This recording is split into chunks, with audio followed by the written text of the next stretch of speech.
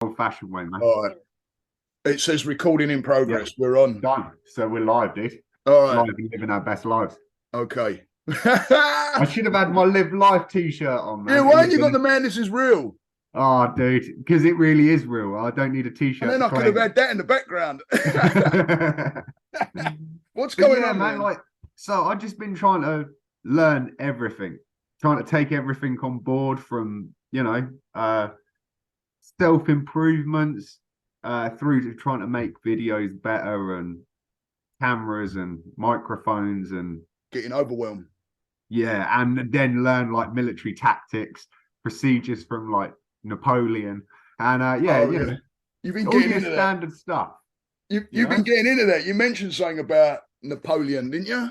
Yeah, dude. So bearing in mind that literally the last maybe 2 weeks now, I've been going heavy on the Lex Fridman podcasts that then tailored into a bit of Joe Rogan, back to Lex Fridman, then ended up with the Jonko Willick like podcasts, and I've started them from scratch from day one.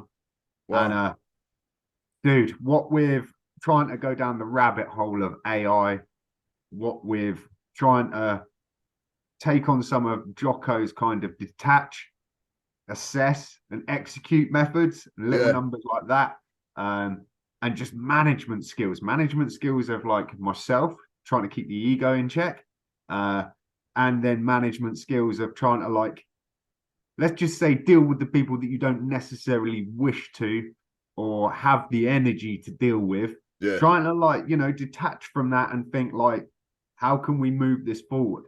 And then last night, I think it was last night, the night before, I sent you this clip of this ex-CIA agent. Yeah. I've got to watch that. That the guy with the hair, you mean? Yeah, dude. I can't remember his name, but it was funny that when you sent me that. Andrew. Yeah, I can't remember his name, man. Can't think of his surname. I only found him the other day. He popped up, and then dude. You sent me that, and I'm like, oh shit, because we think alike. So it was like, oh, you're on it as well now, because I watched about 10 minutes of that. And he starts getting into how the mind freaking works and shit. The video I think that I sent you was from another random podcaster. Yeah, that's the one I'm watching. Yeah, that's really, there's some really good things in there. The bit where he goes down to every body falls into one of the four animals. Oh, I ain't seen that yet. I ain't got that far. That bit will blow your mind. And the way that basically every individual falls into one of these four boxes, which is like the lion, the fox, something, and the bear. I can't remember what the third one is. And they all have different traits and, let's say, have a different strength to bring to the game. And to get a successful team, you want one of each of the boxes. Oh, get out of here. Wow. Yeah, dude. And then straight away, my head's just like... Sounds like Kung Fu. You've done that, right? Yeah. Sounds like Kung Fu, the snake, the tiger. Yeah, there is this really weird underlying kind of thought of, it is. It's animal traits, isn't it? We do it so much. We compare ourselves to animals, whether it's spirit guides, whether it's kind of in this business, or let's say it's more of a CIA psychology set. Bringing that in, because the other thing that I looked into last night was the what is it, Briggs-Myers scale? Can't say I know it. I'm sure it's Myers-Briggs. I can't think of the last initial. It's MBTI. I bet that's popped up because that rings a bell, but I don't think I've watched anything of it. Right. So okay, it's a very quick way, and I still haven't got into it myself enough to be able to explain it. So I'm still trying to get it in my head at the minute. But overall, it is an analysis system. Something I want to say it was devised in the 1950s by two American women that had read, and I can't think of the person's name now, but read a book that this philosopher, probably quite wrong in saying that, but another guy had written a book these two, I want to say mother and daughter, then sort of run further with the idea, and it's their names that make up this Myers-Briggs scale or breakdown. Yeah. Obviously, the more questions, the better the analysis, as always. Yeah. But I went through about 100 questions last night to try to ends up giving you like a 4-letter code. So scale 1 of it, or box 1, is like introvert or extrovert. Okay. And then you'll have like thinker or something else. So basically what happens is you end up with 4 initials that then give you a very, I wouldn't say broad, but a more specific identity on your personality traits. Oh, it sounds like I got into something like this with a lady when I was doing Kundalini yoga before COVID hit, and I was going to an ashram out there near me, about 40 minutes away, and there was a lady in there that did this. I forget what they call it, neuro something or other. Someone's gonna shoot me. But she did this thing where she'd sit you down and she would go over all this different. She wanted to know about you, basically. It sounds like the same kind of thing. This is where I'm picking this up from, I think, because it was this whole slew of different questions, and then she would use like freaking the universe and the stars as well, and bring them into it. And dude, she would give you an outlay of who you are, where you need to be in life, what you need to be doing for a living, the kind of personality you are. And people that's done pretty it heavy, like, dude. fuck, what the, like, what's that? Yeah. But yeah, I've met people that kind of do that kind of shit, and it's like, oh, do I really want to go there myself? I don't know. Oh, there is that. And this is so the early hours of this morning, I ended up on my 100 questions coming between a tie. I can't remember the last 3 initials. You'll see it in the vlog. Actually, I took photos because I'm bad like this. My memory's terrible, dude. Oh, you did? So I took photos because I was split over the 2 outcomes. So it gave me like I had 3 that put 3 matches and 3 matches. And the results were INTP and then ENTP. So everything this past the first box is the same, but the first box was torn between being an introvert and an extrovert. Oh, you're in the middle. So I was like, that's a bit, and I know that there's more subcategories, if you want to put it like that, of introvert and extrovert, and then there's like an omnivert or something, and a couple there of is. Yeah. It's funny because ego comes into that as well. Yeah. Right. And it's been something that I've been looking at a little bit, because everybody has it. Yeah. Everybody has it in one way, shape, or form. It depends on whether it gets a little out of control. They're the people you look at and go, ooh, bit of an ego. And they can be kind of narcissistic as well on that side of things. And I started looking at myself because I've noticed some habits showing up, to where I'm like, why am I concentrating on myself? You know what I mean? It was just this thing like I know, and it wasn't a concentrating on self as far as improvement. It was a concentrating on myself as far as, like you said that time, looking for the thumbs ups, and that's when ego starts to play a role, Yeah. and you can start falling into those categories, and if you don't be aware of it, and you start falling into that, you start living that. Yeah, and it's a right problem if you're not aware of those kind of things. So well done, man, because you're starting to. This is really funny, right? Because again, I wrote notes before we got on. I'm a little bit again, man. My head's pickled at the minute, dude. No, you're good, man. You're good. So, really interesting that I was watching a video only just before we got on, and it's saying about the sort of putting the ideals on influencers and putting them on this pedestal. Yeah. And then like the damaging knock-on effect that this can have in regards to the fact that let's just say as a general consensus, one, after a short period of time of getting to, let's say, know these influencers, whether they're YouTubers like yourself and me, or Yeah. whether they're like Instagrammers, TikTokers, you know, the list is quite long these days. Right. There is so much influence from everywhere. And if we break it down on this like real just layman scale and say about how much influence there is. So this is before we start talking about media, before like advertising, billboards, magazines. I know they still exist and I know a lot of people don't bother with them, but they're still there. Yeah. You know? Yeah. And I think now that we've got these different parameters that enable us to sort of even get as far as into their room, you know, into their house, into their bedroom, you know.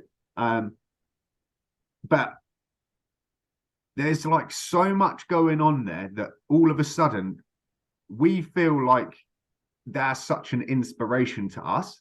Yeah. However, that old adage of they probably don't even know you exist.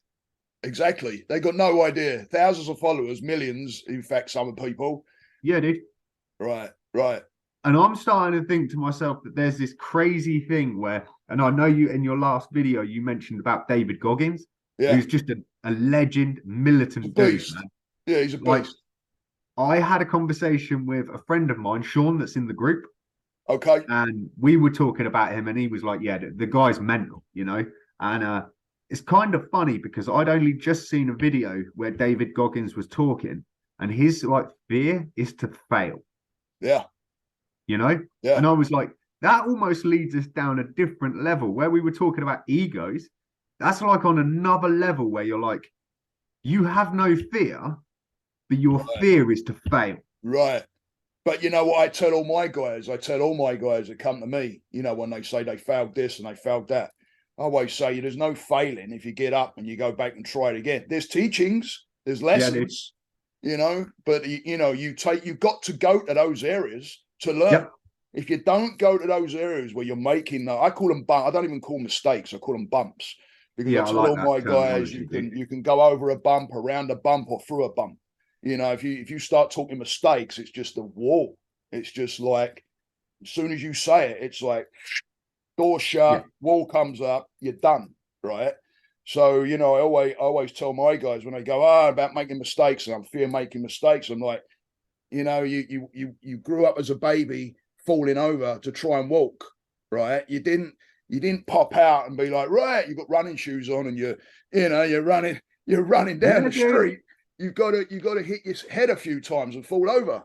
So failing's a beautiful thing.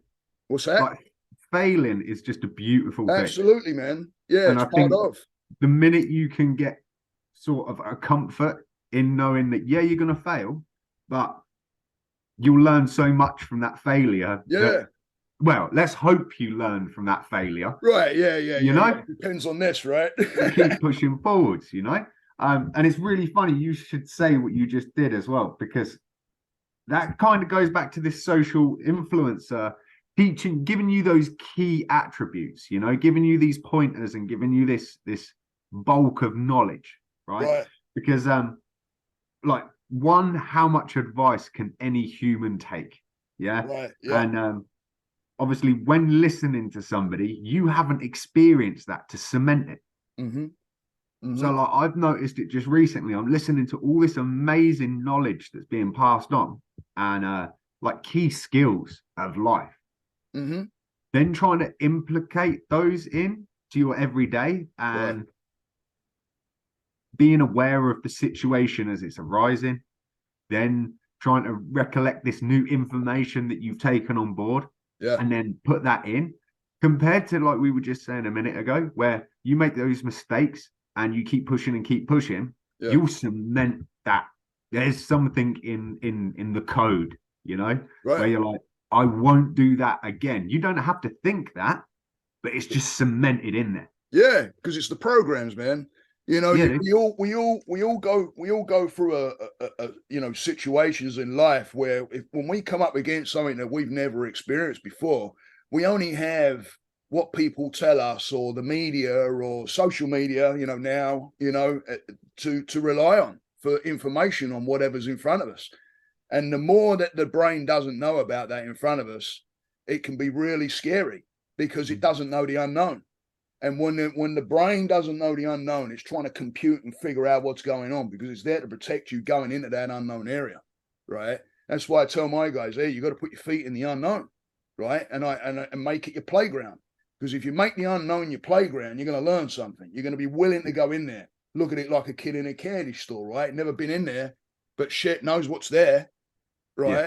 So you're going to walk in and have a look. And as soon as you walk in and start looking around, then you can start learning, right? You can start choosing what you want. But there's so many people that come up, they hit that first mistake or they hit that first fail area, right? Because I don't really like the word, right? But you hit that first area and they think that, oh no, that ain't for me, and they back up out of there. But it's actually the universe giving you the test to see if you can go forward. Because if you don't pass that one test right there, how are you going to go on to the next one? Yep. You've got to have the foundation to be able to keep going. And if you'll keep on listening to this, you're not building a foundation. You're building a negative foundation, because every single time something comes up and you come up against that issue, whatever it may be, you're going to have a subconscious fire off somewhere to something that's happened to you in the past that says, you ain't going to be able to do that because of X, Y, Z. And then as soon as you attach to that, that snowballs to more shit from your subconscious past. And before you know it, you're in the corner freaking like this. You can't move, right? But it's it's our before teachings that's programmed us into such a way that, it's why racism works so well, dude, right? Those kids ain't born racist. They're molded into it. So when you've got parents and siblings and they're in that environment of people, which is completely toxic, they're going to grow toxic with that. So, yes, trying to undo that coding later on in life is quite a mission in itself. Yeah, man. Yeah, because you rivet it home. It's. But the other thing is, it goes back to this like influencer and inspiration, or like you think us growing up from the golden era of before the internet, there was only a few people that you would have that would be that guideline. Right. And where'd you get them from? Well, 9 times out of 10, it's either going to be parents or the people that you do naturally over time begin to idolize. Right. Due to the fact that the genuine actions you've seen them carry on through or carry out through their life. Yeah. I mean, I got mine from, magazines as well, books, I used to bodybuild when I lived in England, and it was, I would get the muscle magazines every month when they came out, and I'd sit there ferociously reading, but you know what, you're right. You get hooked up on an influencer of some kind, but those guys I was looking at and wanting to, emulate them. You don't know what's going on in their background. You know what I mean? What are we emulating? What are we looking for? Are we looking for the pieces that were missing in the past? Right? You see, this is the bit that interests me, because I think sometimes you can be, when it comes to like attraction, if that makes on a real rudimental level, on attraction, so much so is a visual thing regardless. Sure. Yeah. So whether it's in like a hypothetical sense that you're, let's just be really blunt with it and say that guy's got the fast cars, he's got the house, he's got the life. That's what I want. Right. And it's easy to see that part, but you don't see the part that guy is a complete horrible human being. Yeah. Maybe not very good at dealing with relationships or communicating feelings and emotions, but he's, gung-ho, visors down, making what he's got to make. Now that might suit him down to the ground or not, but as a maybe an adolescent, you might look at that and be completely attracted to that. Yeah, sure. Sure. Whereas I feel like now as well, what with having so many individuals that could be kind of like the Marmite effect, where you either love them or hate them. Right. I think there's also like an underlying power of unity in that sense, because I feel like, I don't know, I've heard a term coined just recently and I can't think of it, but it's in actual fact, it's kind of that like, what do they do it when you reverse psychology? Oh yeah, yeah, It's yeah, yeah. almost like this kind of effect, but within marketing. And I feel like obviously a lot of influencers are using marketing to a massive degree. Sure. Oh yeah. And I feel like sometimes just because they are like, you might get some individual that's a really hated individual, but that also attracts so many more people to that individual Yeah. due to the fact that they relate. Right. It's got to switch. It's got to. There's the. You know, if you was taken from the womb, kept in a box until you're the age you are now, right, and then let out into the world, you're going to still look to learn from something, right? Because Yeah. you don't know anything, right? Well, so again, going back to this podcast that you're going to get into, there's a really interesting breakdown in that where the guy says there's like three main sort of stages in life for any individual. So sort of like I want to say 1 to 5, maybe 5 to like 12, then 12 to like 25. Ages, you mean? Yeah. Yeah, So you're in a first position, like say like 1 to 4, 1 to 5, whatever. And again, don't quote me on this, but yeah, that stage of learning, you absorb everything. absolutely. You Yeah, don't have any whether it's right or wrong questioning. You right. just take it on board. Yeah, Um, then there's kind of that middle stage where you are starting to learn some right from wrong. yep, You're still taking a lot in, and then you have this later part which tends to be like almost puberty. yep, um so like from your 12, 13 all the way through to 25, where there's this kind of almost the underlying rebellious stage where you feel like exactly. you know it all now, Yep, but also within that whole set, so much cognitive learning is taken in. In yeah, those three stages, they are kind of the building blocks for the rest of your life. sure, sure. Because you're learning choice as well at that point. Yeah, Yeah, it's not like shown to you anymore. You're getting to the ages where you're starting to have to make those certain steps by self, yeah, and now you're battling your mind, right? Because all the while, if someone's holding your hand and they're going, okay, this is this, this is this, there's a certain type of protection there. There's a falling back on something, right? But as soon as as soon as they go and they cut you loose, yeah, now you've got to start coming up with your own thinking patterns and what's right, what's wrong, what to take on board, where to go. That's scary because, when you've got that, I keep saying it, that subconscious mind sitting there, it's 95% of your thinking, by the way, your subconscious, right? You're only thinking with 5% of your mind is conscious mind, the actual decisions you make, conscious mind, but it's only 5% of your thinking. So you're battling, it's like an iceberg, right? You got the tip on the yeah, tip on the water, and then you got all that shit underneath there, right? That's the bit you got to worry about. yeah, Yeah. And it's the same with the mind. The bit you got to worry about is not the conscious decisions, it's the way you're relating to your subconscious, yeah. right? Which So almost ties back into what you were saying in regards earlier about like keeping this ego in check. yeah, man, your ego is going to kill you every single time. Every single time. In Buddhism they say leave the ego at the door. Yeah, Don't get into the ego, because the ego, not only will the ego pull you down, but it's going to direct you into some shitty choices. yeah, yeah, Because you're trying to what you're trying to prove, right? There's yeah, something you're trying to prove. And whenever I get someone come in front of me, and if they got ego, I'm looking like, okay, where's it come from? Sometimes it could be, you keep on trying and trying and trying to please a certain adult, normally the mum or the dad, yeah, and it's not paying off, and you keep trying and you keep trying and you keep trying, and then all of a sudden you're starting to you keep on trying after something that you're not getting. Get out in the real world, you're still trying. yeah, So your ego comes in, because all of a sudden when you breach adult, and then you start getting those accolades and things coming in, now you're getting attention, mm-hmm. right? Well, you didn't have that before. So really, you're chasing the attention. So as Yeah. soon as you get there and you got people starting to give you that attention, hey, that feels fucking great. And Well, then this I think what ties in so beautifully with the adverse effect of social media, dude. yeah, oh yeah, Because yeah. I as a mean, human, and as a human, humans as a whole, we're all longing for that kind of like acceptance or Oh, being part of. yeah.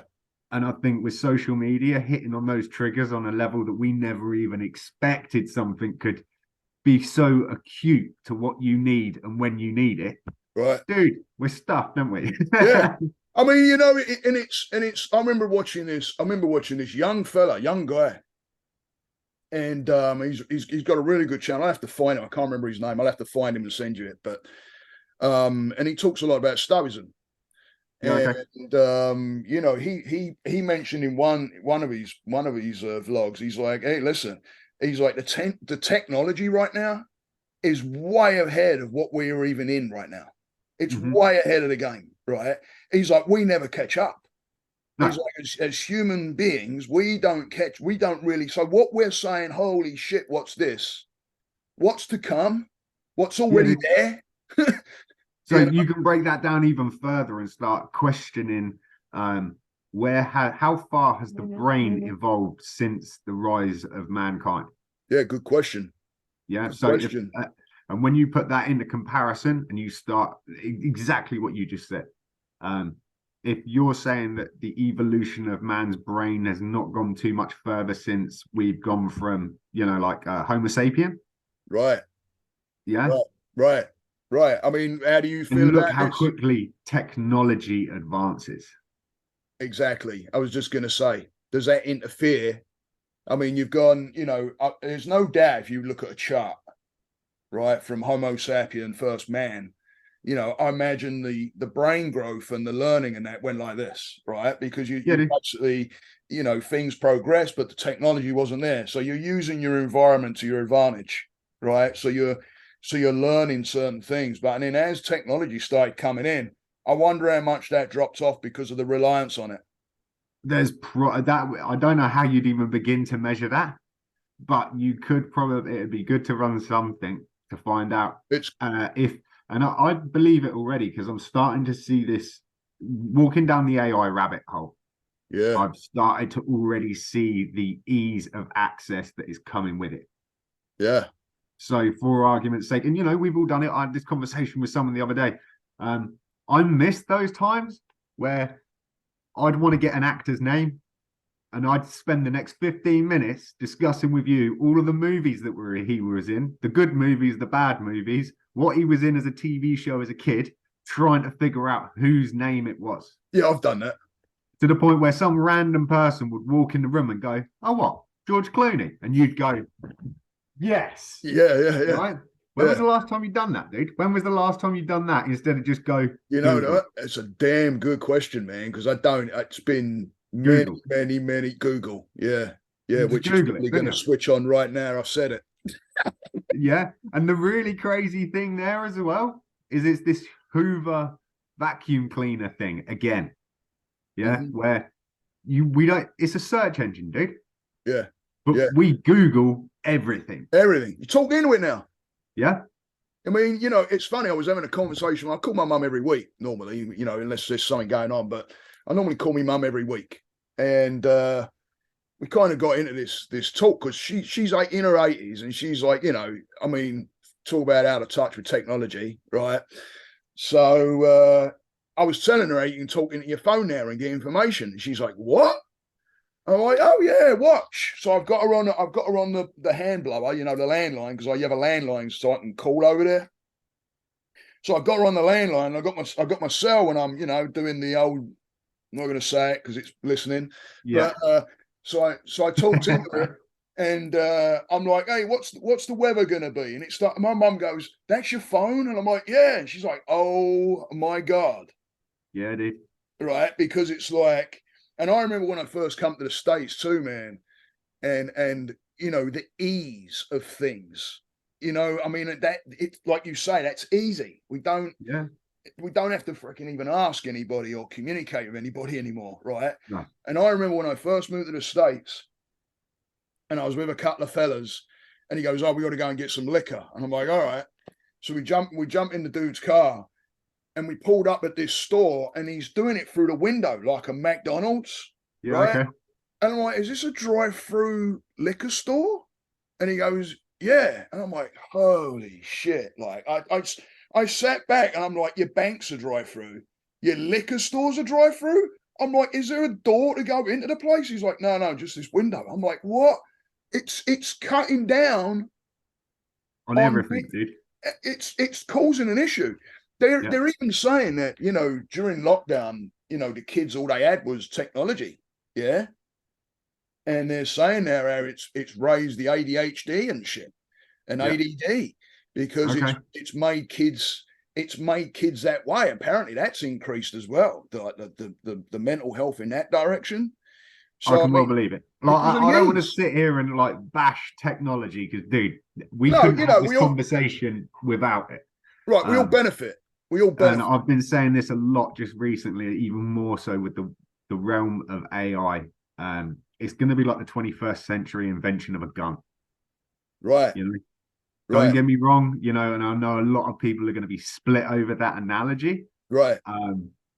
But it's that kind of, you have somebody break into an orphanage and they're going to kill all of the orphans and anybody else in it, and you have a gun, and you morally, where do you stand in that? Right.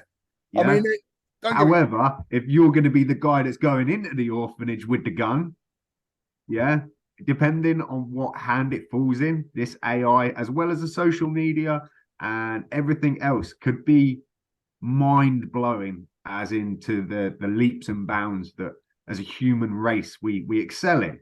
Yeah, for sure. However, I feel like, and maybe this is like, here's a deep one. This might even be my Tin Hat Tuesday thought, right? It could even be the latest situation where we see natural selection happen. So Yeah, we're I've been going. arguing for a long time, saying that like natural selection's been in, like, health and safety gets in the way of natural selection, dude. Yeah. Right. Yeah, for So we're sure. protecting we're Yeah. protecting a lot of people that wouldn't survive in the wild. Yeah. Yeah, I mean, the easier you get things, right? The more easier it becomes. I mean, like you say, I mean, we all use technology, right? Yeah. That's like, wanting to save the environment, but hey, we have to use electricity, right? You're kind of stuck, yeah, Yeah. in certain areas, so you can only do what you can. But when it comes to technology, yeah, I'm all for it. I love technology. My mate takes the piss out of me because I love technology, don't know how to use it. Right. Yeah. So he's always like, you don't even know what you're doing. And I'm like, no, I don't, but I like it. The Yeah. latest phone. And I'm like, yeah, I've got the ego again, right? But I think the easier we're making life as well is you're right. I think we're going to start losing contact with what we actually did do. Yeah. And the things that actually develop the mind. I mean, what's going to happen with the mind if you start taking all the shit away and stop it from thinking and stop it from some people developing? would argue that it actually, again, and this is that sort of, there's the good side of AI, is that it frees up humanity to be able to be more creative and spend time doing things that are more valuable to a life. Yeah. However, if we said that, in the same breath, technology, Google, you can answer any questions, you can find out information that probably isn't available in a library. Again, there's obviously another avenue there, whether if it's true, if it's not, if it's, so there's a whole nother conversation. Right. But on the flip side, what do we tend to do? How do we use that internet? 9 times out of 10, I'm speaking for myself here, I'll get into that doom scroll.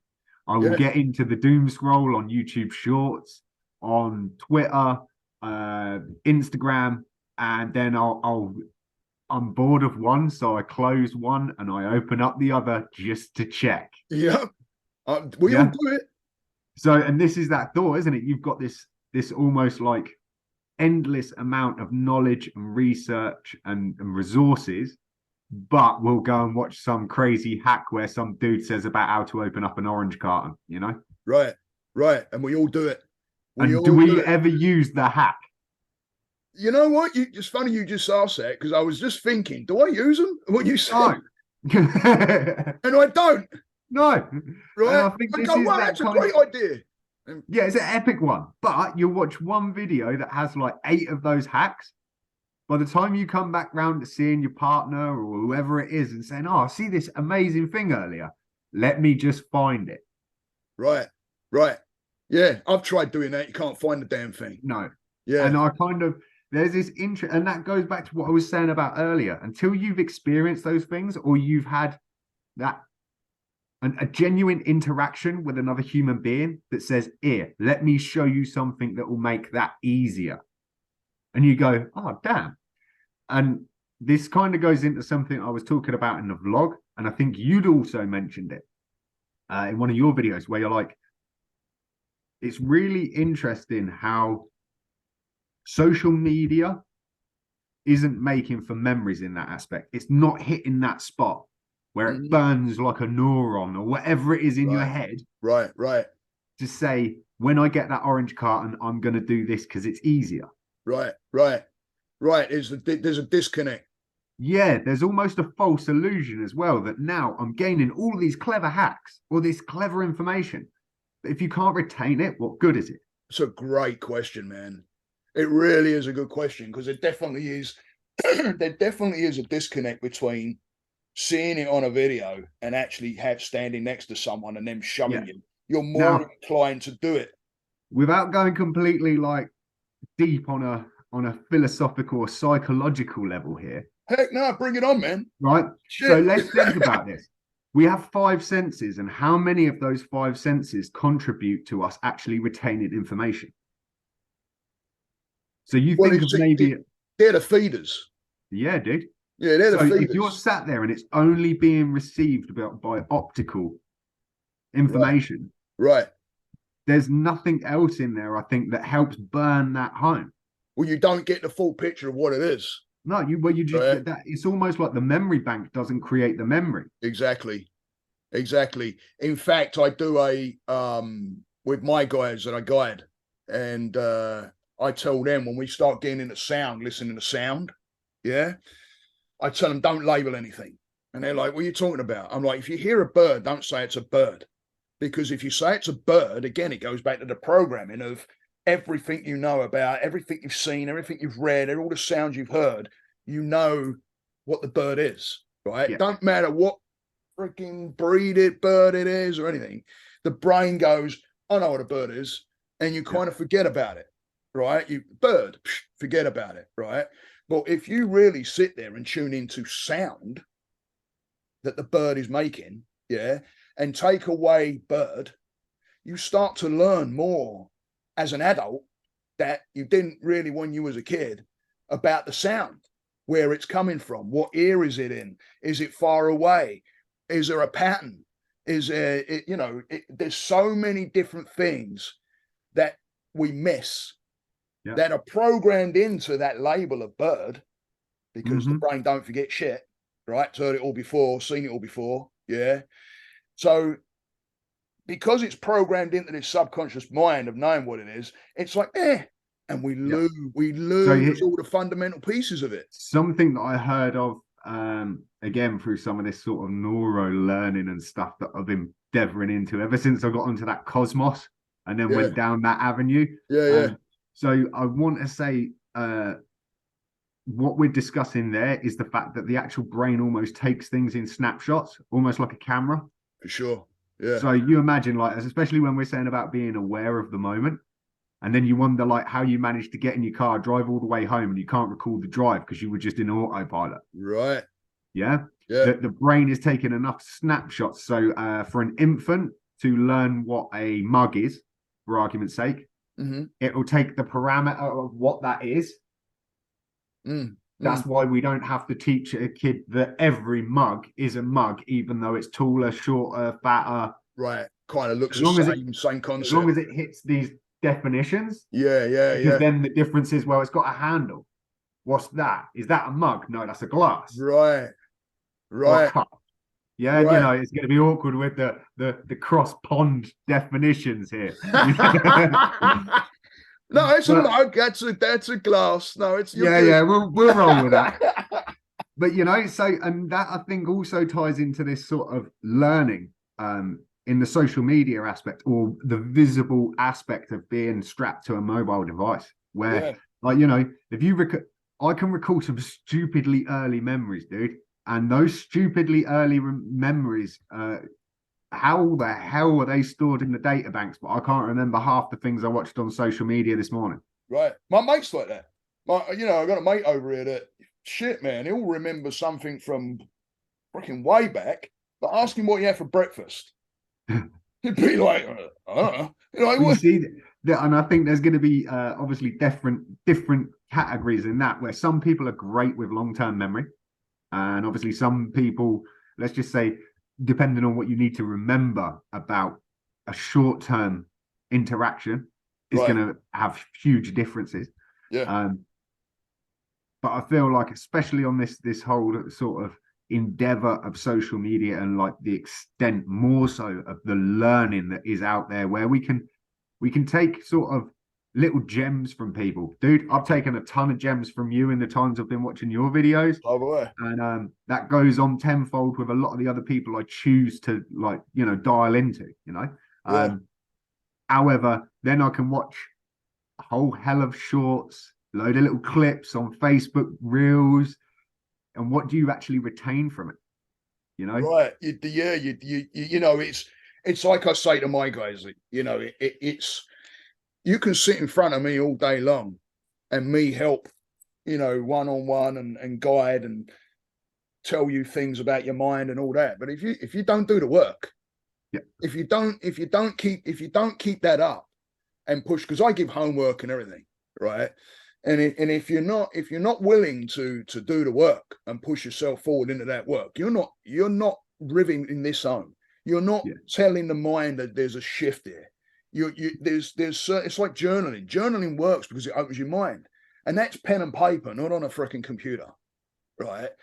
Right. It works with a pen and paper. If you don't have a pen and paper, I tell my guys, I'm like, I do anger work and all kinds of shit.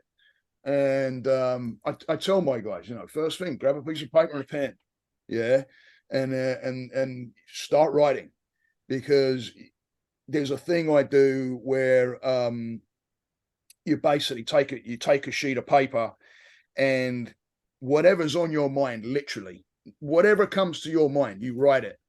So, you could be looking around a room and go, shit, my freaking coffee's empty, and you write it, right? Yeah. And basically it's just a brain dump in the morning. Yeah, okay. Because you wake up in the morning, you got, I wake up in the morning and it's like, it's first thing in the morning, day's about to start.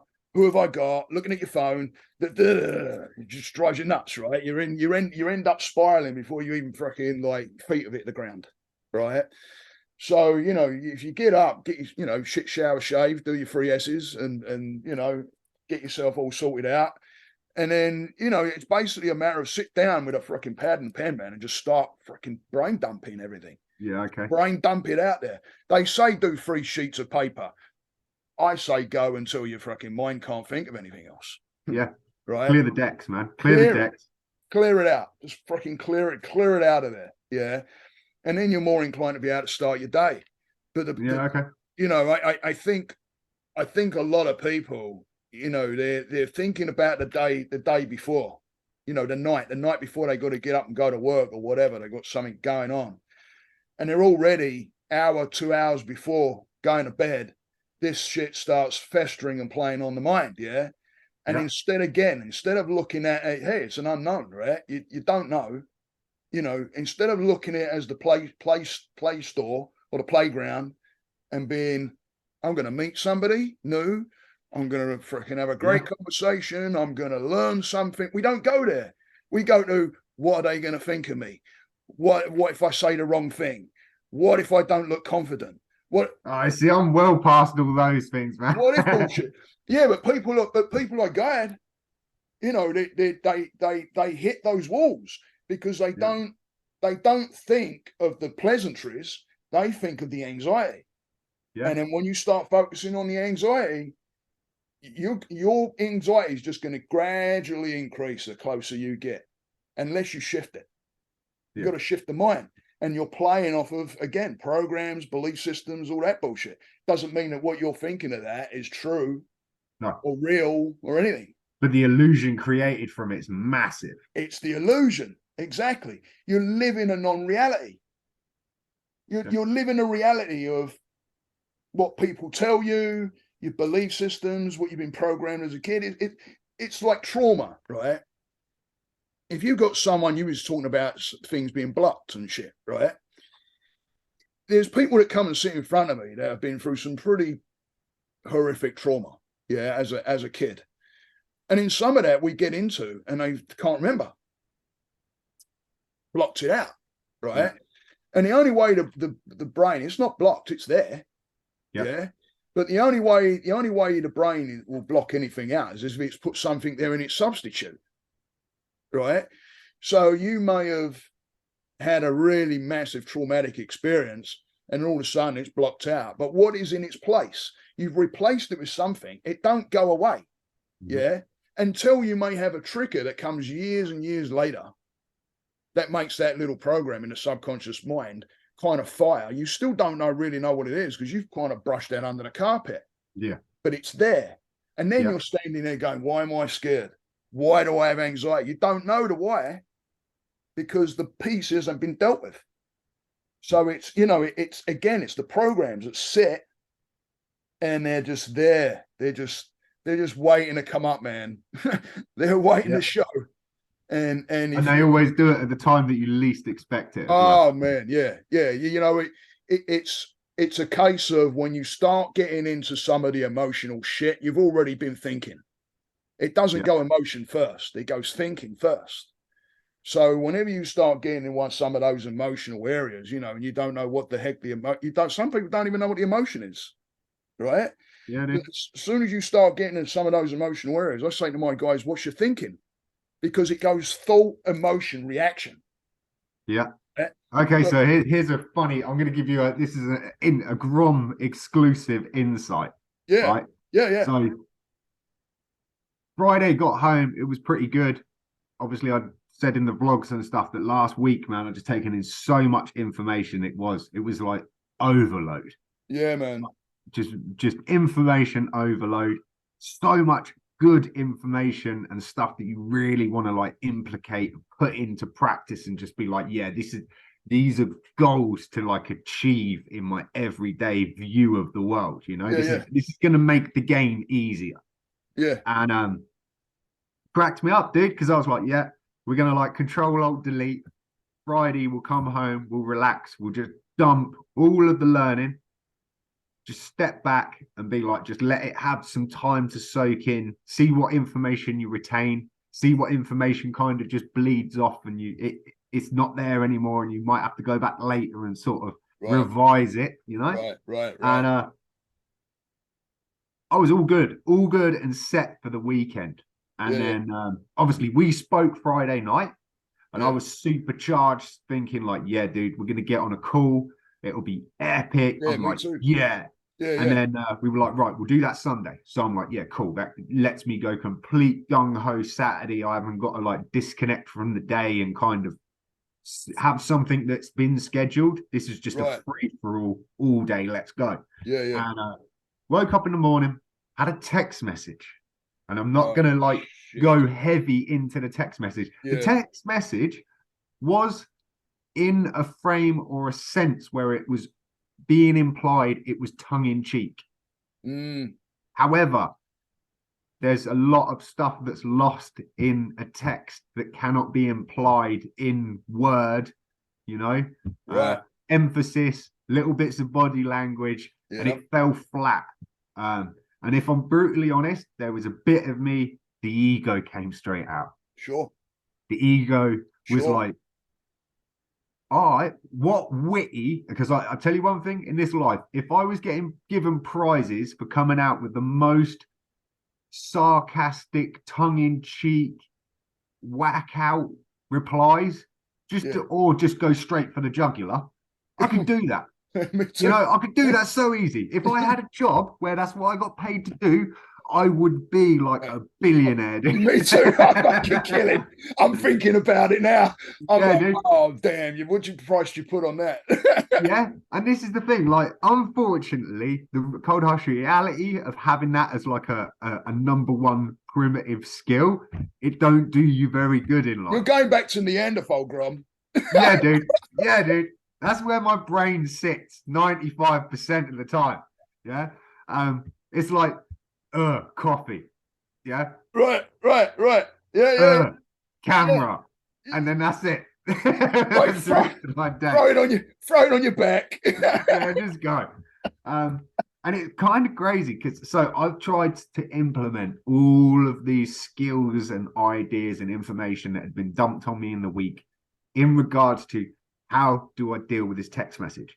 Do I reply with a sarcastic answer? That's like the intuition, the straightforward, the thing that just jumped up is like 100 and more ways of how I could go blah blah blah blah blah blah blah. Sounds like yeah. And it'd just be smart-assed and it'd be kind of irrelevant and it would probably make the situation worse. Yeah, for sure. So, got to give it to Jocko for this one. I was like, detach, dude. Detach from the situation.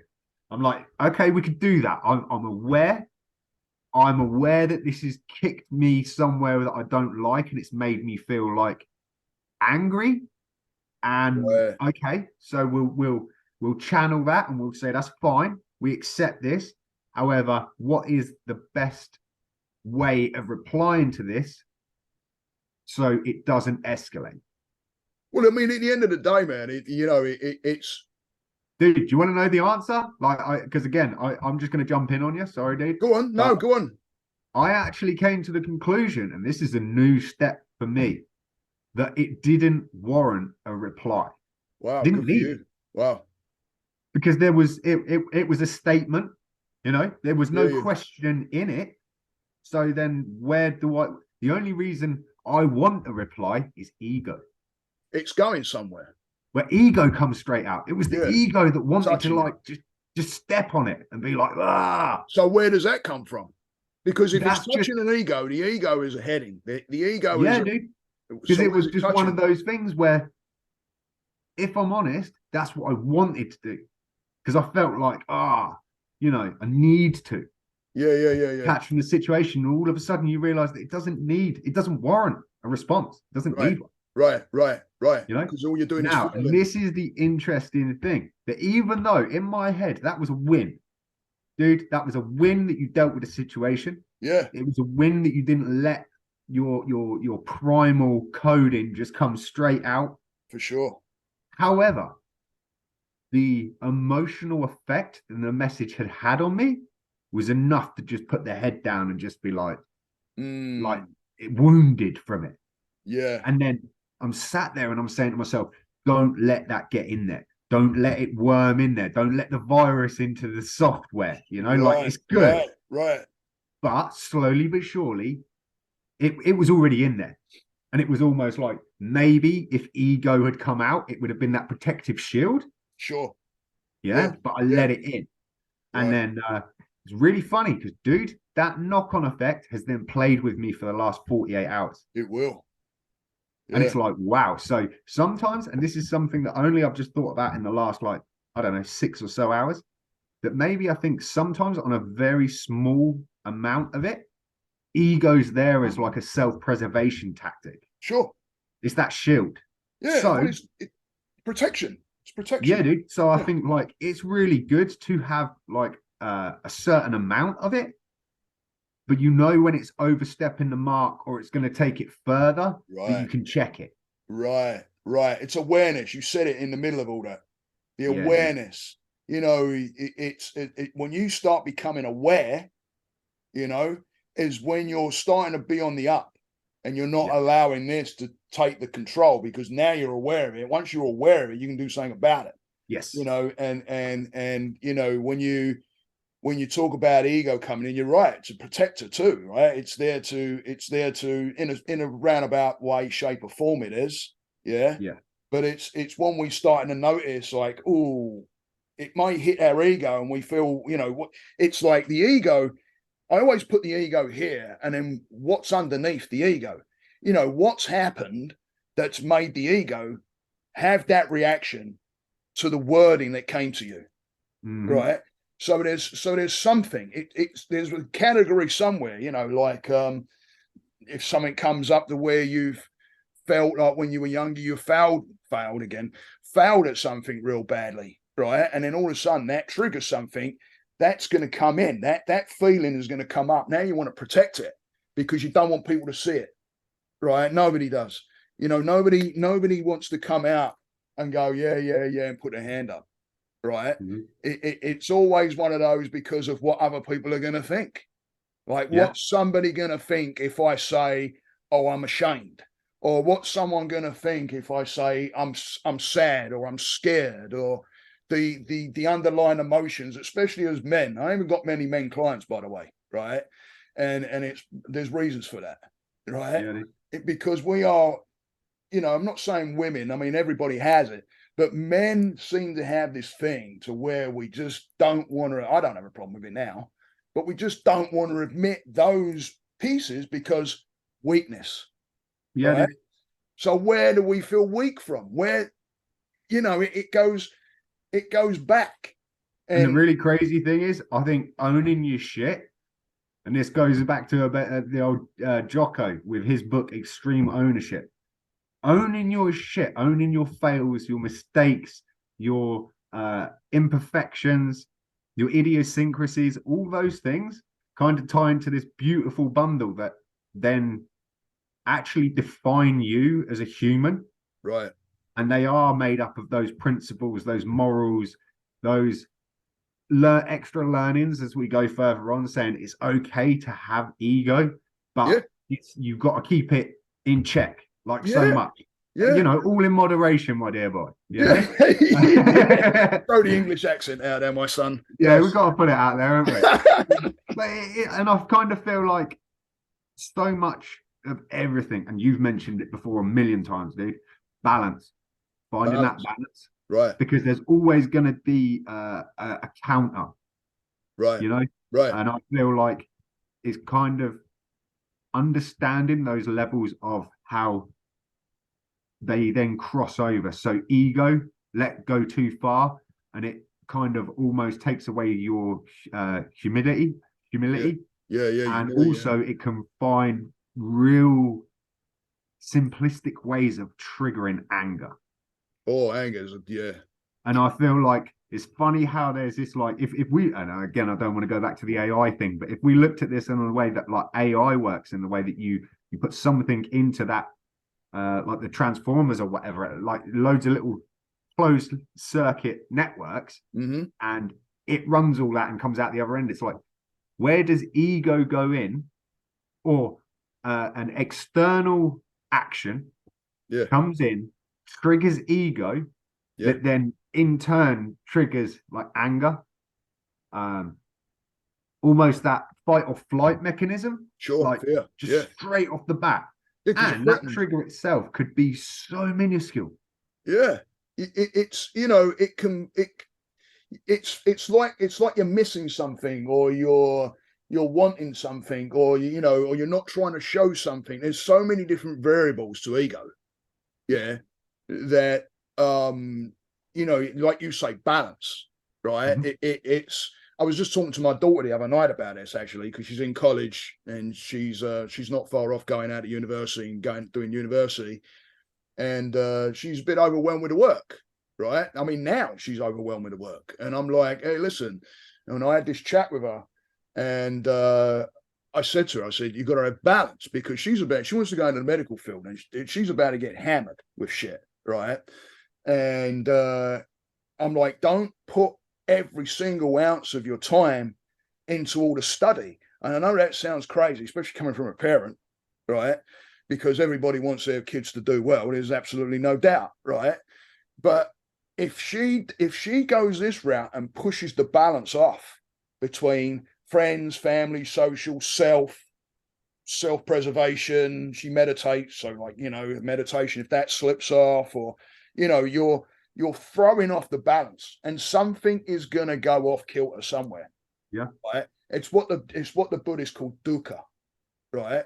And dukkha is, how I read it was, if you're riding a car and there's a wobbly wheel, right, and you can feel it bumping, you can either get off and do something about that wheel, or you can keep going until that wheel just breaks down and falls off. Yep. Right. so that you know it's there. It's called dukkha. It's suffering, right? And it comes with balance. If she pushes too many classes and all of a sudden she throws her balance off, this ain't going to go well. And the other thing can happen to where if she goes all the way social and all that and partying and one thing the other, her education goes to shit, right? So there's balance. It's weighing, it's putting the freaking scale up. And yeah, sometimes it's going to go like this, up and down, but as long as it keeps on coming out near the level, you're okay. You're all good. Yeah. You know, so it's balance is a huge, you don't balance things. What you're in right now with learning. Yeah. I think the reason you're overwhelmed is because you're frightened of missing something. Yeah. Right. You're frightened. There's so much, because I did this. There's like so much coming in. You don't know how to retain it because it's so much. The one thing is to pick one thing and work with it and study that piece and then get through that bit and then go on to the next bit. But, the brain can't do multiple different things all at the same time. So pick one, work with it and move that into your focus and be present with it and do that and then move on to something else. Because you get into that thing of like, and then all of a sudden you get to the end of the day, you're like, can't remember anything, right? Yeah. Because you've fucking read so much. See, and this is going into that Briggs-Myers breakdown that I was speaking about.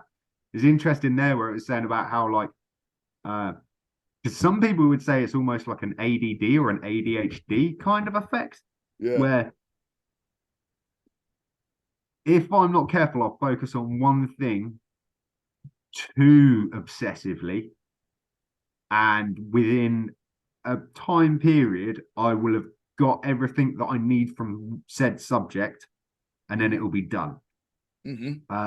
Whereas like as a bit of a learning practice for me now, I've tried to juggle more than one thing that I'm interested in, so it takes me longer to get to that outcome. And there's kind of a little bit more give or take instead of it just being complete balls to the wall, dude. Well, you're going to let something slack too, because, if you're like 100% I'm on so tunnel visioned when it gets into things. Yeah, I am too. Yeah. And that's why I think flitting between things, it kind of gives you that little bit of space to break from one to then sort of cross over into another sector and then just keep trying to find that balance. Right. You're like, so dealing with a lot of the sort of conscious and morals and stuff like that, but then looking into how AI is progressing, keeping an eye on that, then having a little look over to kind of creator ideas or how we could bring that into the vlog. And then it'll be like, I've still got to do work. I've still got to try to sort the golf. I've still got to try to like keep on top of like t-shirts moving, this, that, just keeping all of that going. Yeah. And then you kind of find this really, for most people, it just drive them pie. But for me, I kind of find a balance in just like moving across that timeline of tasks. Yeah. Instead of going like all in, blinkers on, head down. Right. Let's go. Right. But to the point where you almost, and dude, this is where a few of my real friends that know me know how bad I am for going into a rabbit hole.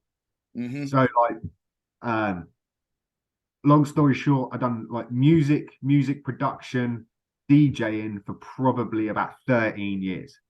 Oh, wow. Cool, man. And at some points in that, I was doing it for probably 8 hours or more a day. Shit. And there was no veering, no swerving, no wobbles. It was just boom. Like, this is what we're doing. This is how we're going about it. Yeah. This is what I need to do, Yeah. Don't get me wrong. There's always like little come and goes. There's like little variables. Yeah. Interests, little hobby, little bit of like time. But that was that. And then the only other thing that kind of coincided with that was the other like constant, the golf. Right. The golf is that constant. Right. Because after a while, I decided the music for me, it's nice. It's had its moment. It's had its day. I've pushed as hard and as far as I feel like it's going to give back to me. Yeah. And then I sort of sidestepped and was lost for ages. Didn't even really know what we were going to go into because what am I going to like pursue. Yeah. Mm-hmm. And then it probably took maybe 3 years in between that for me to then get onto the vlog, where it's like, let's get into this vlog game and we'll just see what happens with it. And we'll go as much as we did with music. Right. Just we'll put as much into it as we can for as long as we can and see what return we get out and how much lessons, people, learning, all of that sort of stuff you get out of it. And it was kind of funny because like the music coincided with the editing. Right. It's the same principle, dude. Like snowballed in, kind of snowballed in, and then I do that. But it's like a foundation because the music's part of it. The way that you lay down the footage is so similar in relation to making, like laying down samples, laying down drum tracks. Right. Like it's all the same timeline stuff, dude. So falling into that was kind of like, okay, we've been here before. This is nothing crazy. Yeah. And then, so like as I was saying, like friends that know me, they'll be like, well, you're always one to kind of flip between madness, and then you'll just get into one thing and just go all out for it. Yeah. I've been told that. Just get into something and then I'm all in. Yeah. It's a crazy trait, dude. So, and you saying about trauma earlier, I heard another interesting fact where there's a level of trauma within, I want to say that it's like 2 stages I was saying earlier of age, or it might even be verging into the 3rd stage of like up to sort of becoming a teenager, where some percentage of children that do suffer a certain level of trauma actually then go on to become high achievers. Yeah, I imagine it depends on the trauma as well. Yeah. So don't get me wrong, if it's going, there's like a breaking point. Yeah. Or if it goes over a certain level, or to that individual can't handle it, then that tends to lead into narcotics, abuse, like an addiction or abuse of an addiction, and then so on and so forth. So if it goes too high of a level of trauma, it kind of breaks them, dude. They push the self-destruct button. Yeah, then they go for a defense mechanism. And oh man, a whole new story plays out. Oh yeah. But within kind of a certain level, under trauma, if we're gonna like coin it like that, they almost don't seem to have that want of what we were saying about going to find that acceptance, that drive to want to be the achiever or to get the gratification from something. Yeah. So then they kind of just exist. Or then you get this like little bracket in the middle where there's like a sweet spot of trauma. So if you get that much in there, that's going to be enough to give them like the kickstart or the fire to be like almost David Goggins level. Right. Where you're like, we're going to get this. We are going to do this, whatever it is. Yeah. And because the reward is only with self, that's where that drive kind of just keeps. It's like a solar powered car, then, and we live on the goddamn sun. It just keeps pushing. Because everybody thinks they're battling everybody else. Your environment is your environment. You're battling self. Yeah. You're battling this. I always love Baz Luhrmann's Sunscreen song called Baz Luhrmann. Well, it's by Baz Luhrmann. Okay. The song is called Sunscreen, and there's a lyric in that where he turns around and he says, "The race is long, but it's only with yourself." It sure is. And the battle is crazy, dude. The battle every day is gnarly, but it's only ever with yourself. We're quite fortunate in that aspect, and in the parts of the world that we live in. Really, the only serious battle we have to face on a day-to-day is this up here. Yeah, and moaning about what we don't have. Yeah. Right. When you if you get onto this podcast with that guy, that Andrew, and he's got an epic name, the ex-CIA agent. Yeah, I'm going to look that up. Some of the stuff in there is going to really sort of blow your mind, dude. In the realms of how this cross-pollinates into like the paths that we're walking. Because they have to read. I mean, I can't imagine, because they've got to read the minds really of the people they're dealing with and personalities and finding out, But this is where it gets really crazy. So, and it's a shame that I haven't got more of this like retained. But I feel like there'll be another conversation on this once you've watched it, and then I might watch it as a refresher, especially that episode, because there's some traits and some very basic skills that are just absolutely I think putting into, especially like the job that you carry out Yeah, and the way that I obviously interact with the vlog and the viewers, yeah. putting that into play is just going to be, it's like level up stuff. Mate, the shit listen, don't underestimate yourself, man. The shit you're putting out there seriously is having an effect on people. It Dude, I is. appreciate that, man. No, it really is, man. You know, and I've spoke to my eldest is a bit of an artist, and she's always like, "Oh, people won't like it," and I'm like, well, "You don't do it. You don't do art because that's what you're doing. I mean, there's different forms of art, right? Yeah. Photography is an art, and I say to her, I'm like, if you don't start doing it for yourself, where's the happiness at? Why are you doing it, right? If you're happy in where you are and what you're doing, then keep doing it. It don't matter what other people think. Can fuck them, right? It's you again. It's battling this. It's battling that ego bit. What are people going to think of me? Are they going to like it? Are they going to follow me? Are they? You can follow it and follow it. It just keeps going. It don't end. Yeah. It's amazing how the brain makes these speed bumps. Yeah, all the time. Or like they're almost they're bigger than speed bumps. They're like blockades, man. Yeah, well, what are they there for? Yeah, and again, I can only begin to imagine it is some form of like coping or survival mechanism. But yeah, it seems to go deeper than that. Where it's like I've mentioned it in the past, and I know I mentioned it in the documentary. Whereas it's like a good few years back now, I was stopping myself doing anything. So I was in a real depressed state, but I was stopping myself from doing anything that would bring any level of joy due to the fact that I know if that intake of fun and excitement and having a good time would go past a certain level, I'd suffer for the next few days. Right. Right. You know? Yeah. So then your body's almost subconsciously putting these stupid little barriers in the way to say, oh, you don't want to do that. You don't want to go and do that because, and it will find the simplest bit of rhetoric that your brain will latch onto every time. Yeah, and so you'll go, oh yeah, no, I don't really want to do that. Once I'd started breaking down the fact that it was like, actually, no, whether it's tiny, let's start small so that then we can build kind of this percentage of having fun into the system again. Right. Yeah. Right. Because I also think there's this detrimental point, and I was only discussing this with Andrea the other day, where it's really funny how when you're in a state of depression, you're there, you're locked in, you've trained yourself to this level. Right. Yeah.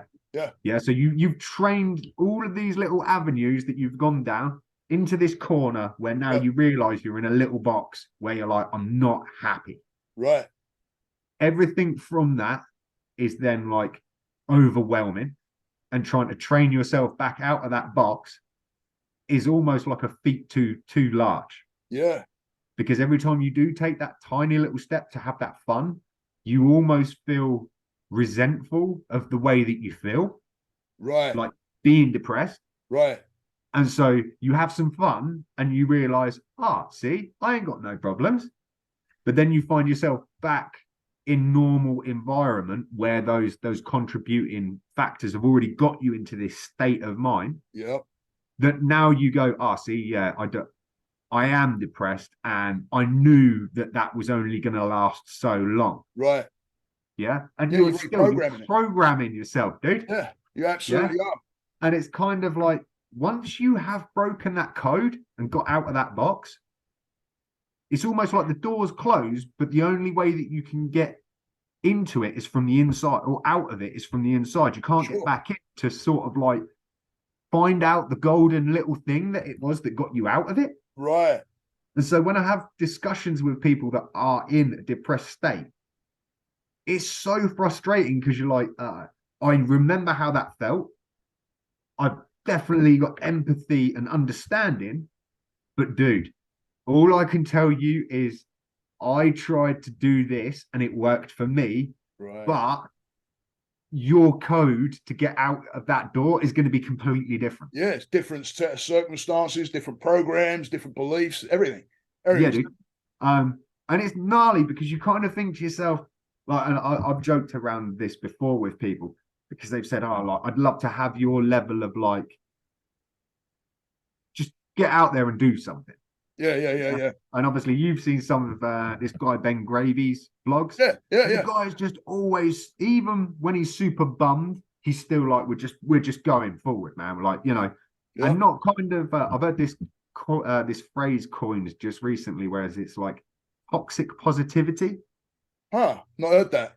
Oh, dude, you know what the world's like these days. We'll coin a phrase for anything, man. But that is, and I understand where it's coming from, where a point is that you're saying, no, everything is fine and I'm super happy and it's great. Oh, yeah. You're kind of lying to yourself about it. Yeah. Whereas, I even got it questioned on me where they were like, oh, dude, I think you're kind of almost living a bit of a toxic positivity. And it's like, okay, dude, like honestly, man, I know that there is gnarly stuff, there's negative everywhere. Sure. But I'm gonna be aware of it. I'm gonna see how that interacts in my reality. And I'm gonna do whatever I can to kind of like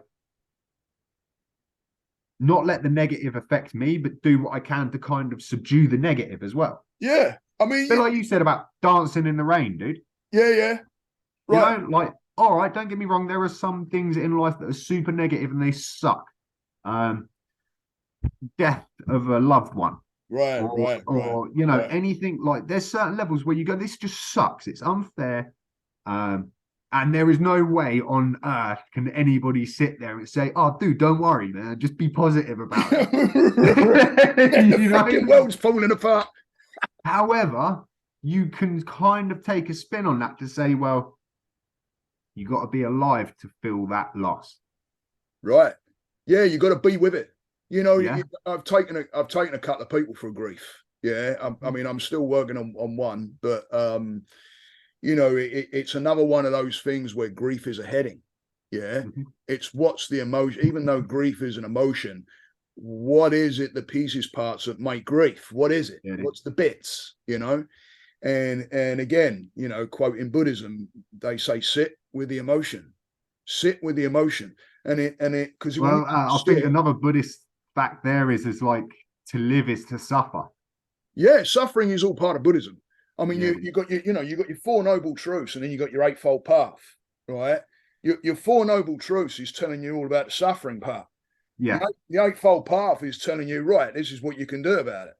Yeah. Right. It's like the rules and lessons. It's the what they call it, the Dharma. It's the Dharma. It's the lessons. Okay. Right.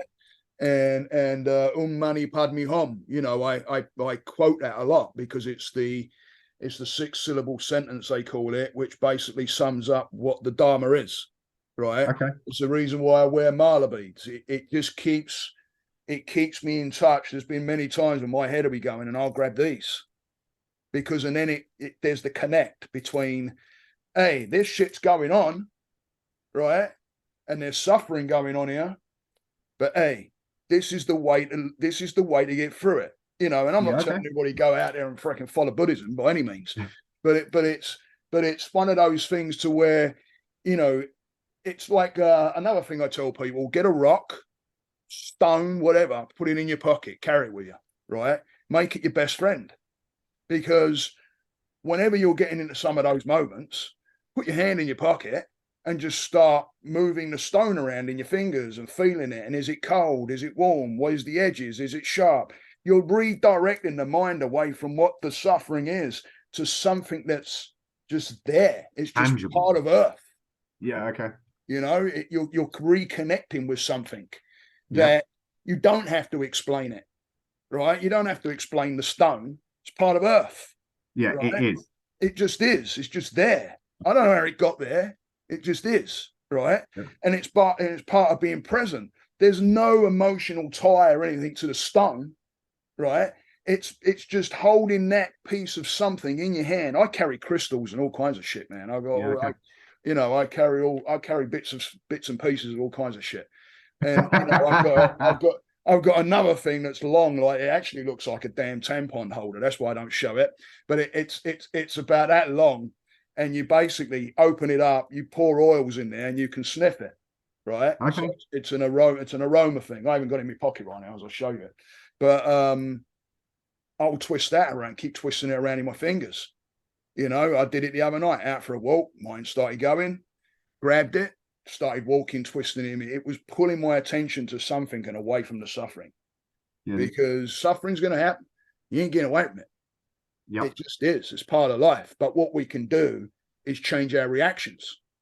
Yep. So, you know, getting the grief, you know, it's not pushing the emotions that you're feeling under the carpet or trying to run from them because they're sad or they're making you feel horrible or there may be some guilt. And believe it or not, there's anger when it comes to grief, right? And when I tell people, you know, what you're doing with the anger, they look at me like I've got, you know, 4 horns, because it's like, why would I be angry at someone passing?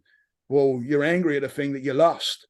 You're angry at the thing that you held on to with that person that made something that you connected with. It doesn't even necessarily have to be the person. It could be something that you were getting happiness from, a joy from. Maybe you went fishing together. Maybe you fucking, you know, you used to sit down and tell each other stories. I don't know. But, you know, when that thing's gone, where does the emotion go? Mm-hmm. So it's like it's like I said in my other video, you know, you don't realize it's taken away. Yeah. So when a person's taken away, or a pet's really hard because they can't speak, right? So there is no negative anything really with that pet. You know, you shout them 1 minute for doing something wrong, and they come up 5 minutes later, they give you a lick, and all of a sudden you're all over them. You can't, you know, you feel bad for freaking shouting at the dog or cat or whatever the heck, right? But when you lose them, where's that emotion gone? Where is it? You haven't got it anymore, right? It's gone. So you get angry. So and people don't connect with that bit. They think grief, oh, I'm going through it. Yeah, but what's the emotions? So if you just sit, meditate with it, I tell people to meditate with it. Close your eyes and just freaking breathe and connect with what you're feeling. Like, what am I feeling? Where do I feel it in my body? What's the thinking patterns going through my mind? And just be present with it. Come into contact with it. Because all the time you're trying to run from it, it's following you. It don't matter where you go in the world. You know, I've had people say, maybe I should move. I'm like, well, you take your brain with you. You don't go, I'll leave that here and now I'm going to start a new life. Yeah, dude. It's going to follow you. Again, I hate to keep going back to it, but this CIA agent explains that. Oh, really? Explains that human trait to want to self-destruct. Yeah, we do. It's like you were talking about, you know, with your ego and that, and how you was connecting back, right? And the first thing that came to my hand is he's sabotaging himself. That was the first thing that came into my mind. You know, if you were sitting in front of me, I was like, why is he sabotaging himself? That's where I would go. The internal saboteur, man. Yeah, because, you know, then why? Why? You know, and then you sit in a place of not knowing the whys. Why am I self-sabotaging? Well, you know, it could come back to maybe you're trying to prove something to the ego because before someone said to you, "You're fucking shit at what you do." It could be from years ago. Yeah, right? yeah. And then you're there and you're like, oh, I can prove them wrong. But what are you fighting? What are you trying to prove? You're trying to prove something to them. You're not looking at yourself and proving anything to yourself. You're living an alternative reality. There's another reality, Matrix, dude. Right? Yeah, no, but you are. You're trying to please an external source. Yeah, you're trying to make someone else happy, is what you're doing. Because of some ego thing that's saying, what? You got something there that tells us like, no, I'm better than that. Sure I am. I'll prove it. You're trying to prove it to them. You know, do it for yourself. I tell everybody, you know, I've had people come on in front of me and they start telling about someone else and they go on and on and on about someone else has made them happy. And I did this recently. I looked at the guy and I went, forget about that. And he looked at me like, what? I said, what about you? What? As soon as you got to turn the attention on them, hey, this is your reaction to something. It's not necessarily that. It's how are you reacting? What's going on in your head? Right? Well, this is what pickles loads of people that watches the vlog. What's that? This is what pickles loads of people that watch the vlog, because they kind of obviously, and you say it all the time, you're like, dude, you know, that's an epic edit, or I really like this bit, or you need to give yourself more credit. And I feel like the humility part of me is like, and the ego, like the ego don't want to get too big, because I don't want to just I would rather end up humble and a failure than an ego and a success, you know? Right, I get it. Yeah. And I'd rather just end on that like plateau where you're like, yeah, dude, I ain't got a lot, but I was happy with what I have. And I was just trying to be as humble as possible in the life that I led, you know? Right. And I have that ego humility battle all the time. Right. Where it's the same claim as where I say, dude, I know nothing. I absolutely know nothing. Better to be like that. Yeah, man. I went so far into my late teenage and early 20s where you think you know something. Right. And then you realize, well, for me, dude, once I was at rock bottom, I realized I didn't know damn diddly squat. Yeah, for sure. So the only way that you can actually really learn something is to try to learn something.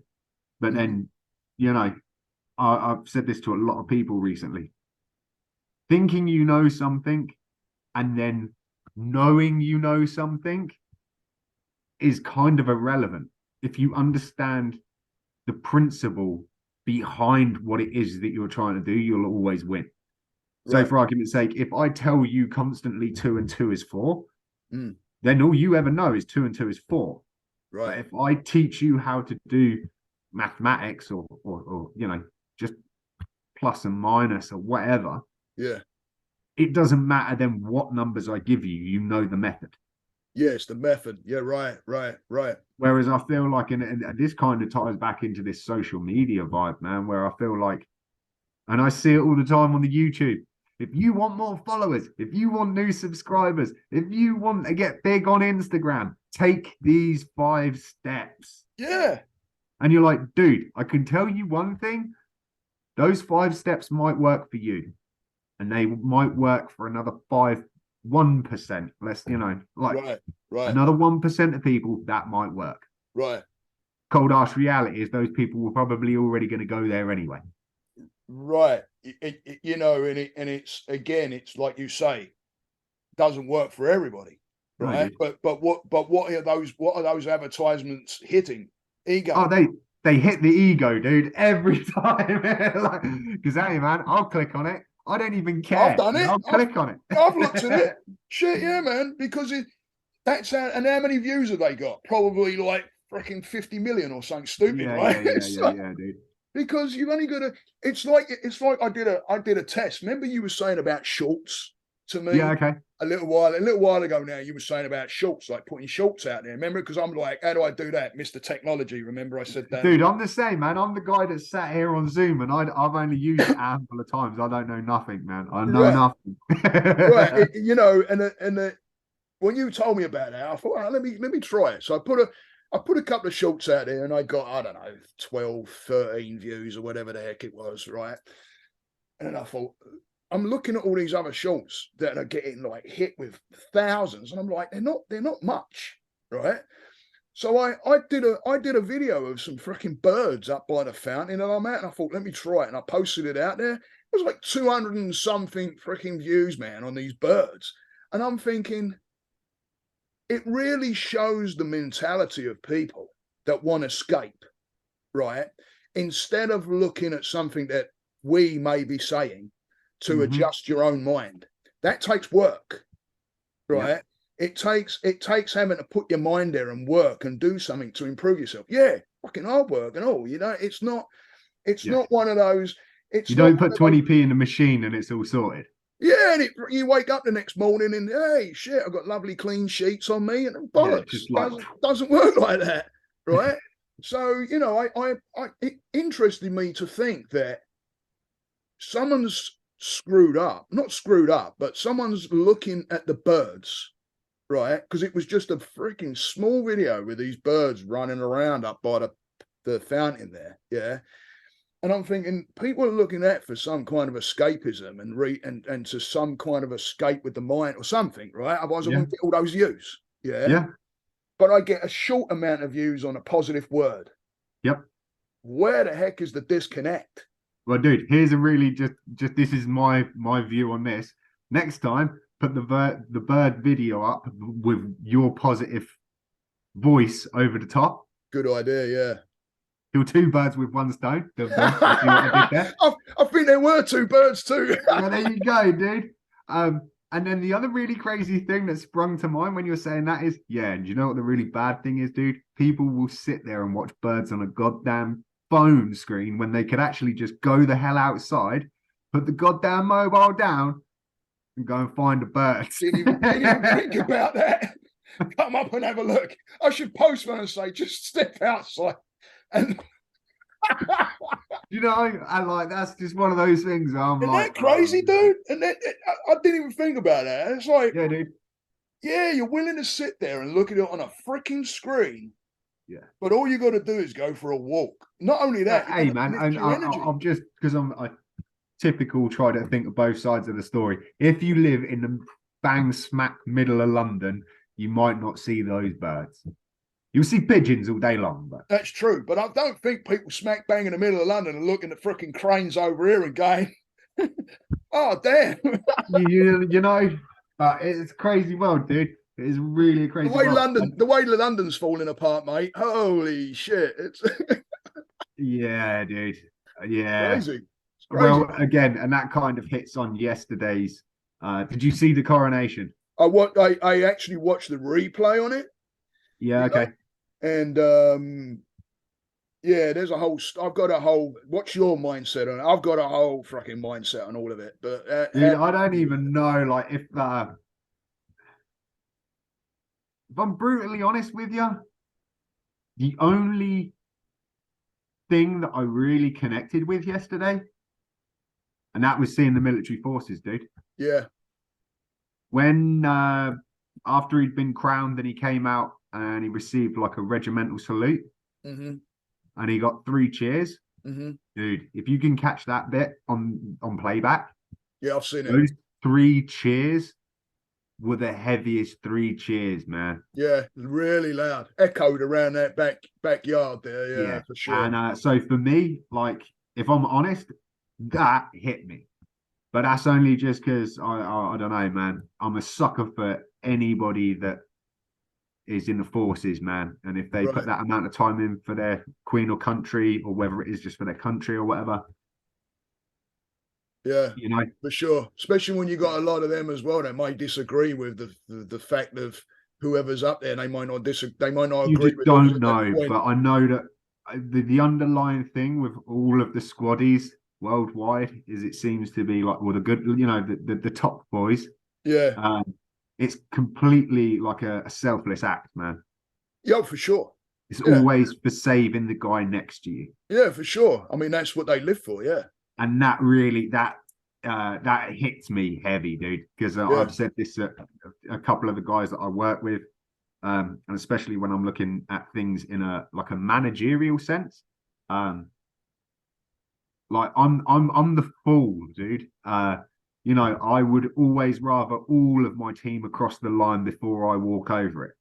You know, whereas I know and I see a lot of let's just say cutthroat industry lifestyle, whereas it's like they don't care where their team's at, man, as long as they're over the finish line with the money.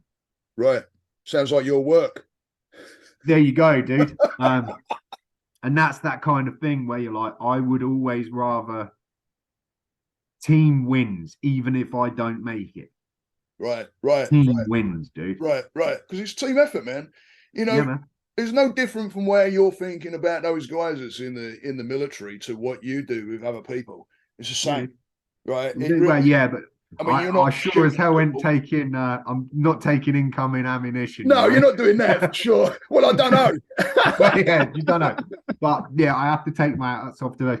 Apart from that, if I'm honest, going back to the coronation kind of vibe, it didn't hit the same as it normally would. Right. So, like, don't get me wrong, there was a lot of discussion, especially if you're watching like coverage from the BBC, where there was quite a split debate. So you've got like a really historical royalist kind of vibe, and then more of a left kind of new age dude. Yeah. And it's quite interesting because obviously on that historical point of view, it is, it's tradition, it's pomp, it's right. typical British kind of just attitude, for want of a better way of putting it. Right. And again, that's kind of a stereotype, but if we look at it like that, it's cemented within the culture, Yeah. And then when you were getting like the opposing side view on that is,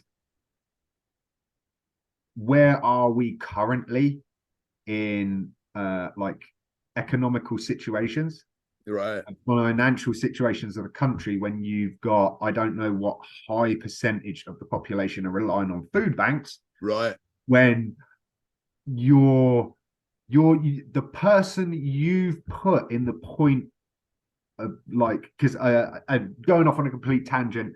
I see something yesterday where they were talking about a constitution, the constitution of the UK, which not a lot of people ever even think exists or speak about, because obviously what with the years that have gone by and the likes of Parliament and the way that the royalty is seen, or the monarchy is seen. However, dude, you got to imagine the Magna Carta, bro. Oh, for sure. Right. Well, that's what the Constitution here is made of Magna Carta. Exactly that. So it's kind of interesting when you start going back to that level where you say the sovereignty relies in the people. The freedom is in the people. We appoint both the monarchy and we appoint now members of parliament. Right. Positions of power. And I think 2000 or maybe even late 90s, some sort of legislation changed to the point where Parliament declared themselves sovereign. Okay, I didn't know that. Gnarly stuff. I haven't even gone down that rabbit hole yet, dude. I'm working on that. You're going into no wonder your head's gonna explode. You just know it's gonna go real deep, yeah. But I was quite interested in this because obviously, what with the likes of some of the higher global organizations like the what is it, WHO and HOW or somebody else, HEF, or there's all these abbreviated groups powers, right? And I want to say specifically WHO or whatever it was, have obviously kind of got themselves in a position where, let's just take lockdown laws for an idea, right? But now they're in a point of power along with like the medical hierarchy that say they can sort of put jurisdiction in place that will force a lockdown if another global pandemic was happening. Okay. Yeah? Which overwrites your parliament, which overwrites your monarchy. Wow.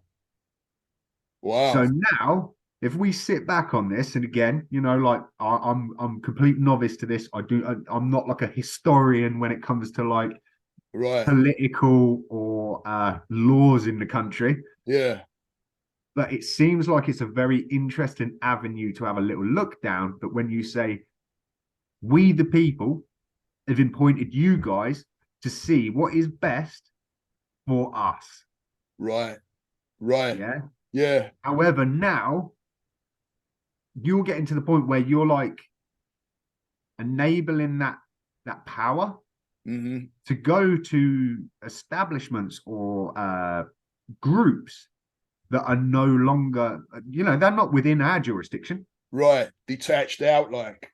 Yeah, dude. So when I was sat there yesterday watching the coronation, and old King Charles puts his hand on the Bible and he says, I am here to serve, kind of thing, and protect you from anything that isn't godly, right, or outer outside forces, you're like, I'm sorry, dude, you've lost me there, bro. Yeah. I lost me there. Yeah, I looked at some of that was going on there, and I'm thinking, yeah, how much do they actually believe the truth of what it actually really is? Yeah, and then I had to stand back as well, and obviously it got pointed out to me that you've got to look at the two pillars of the kingdom, dude. Yeah, royalty and the church. Oh yeah.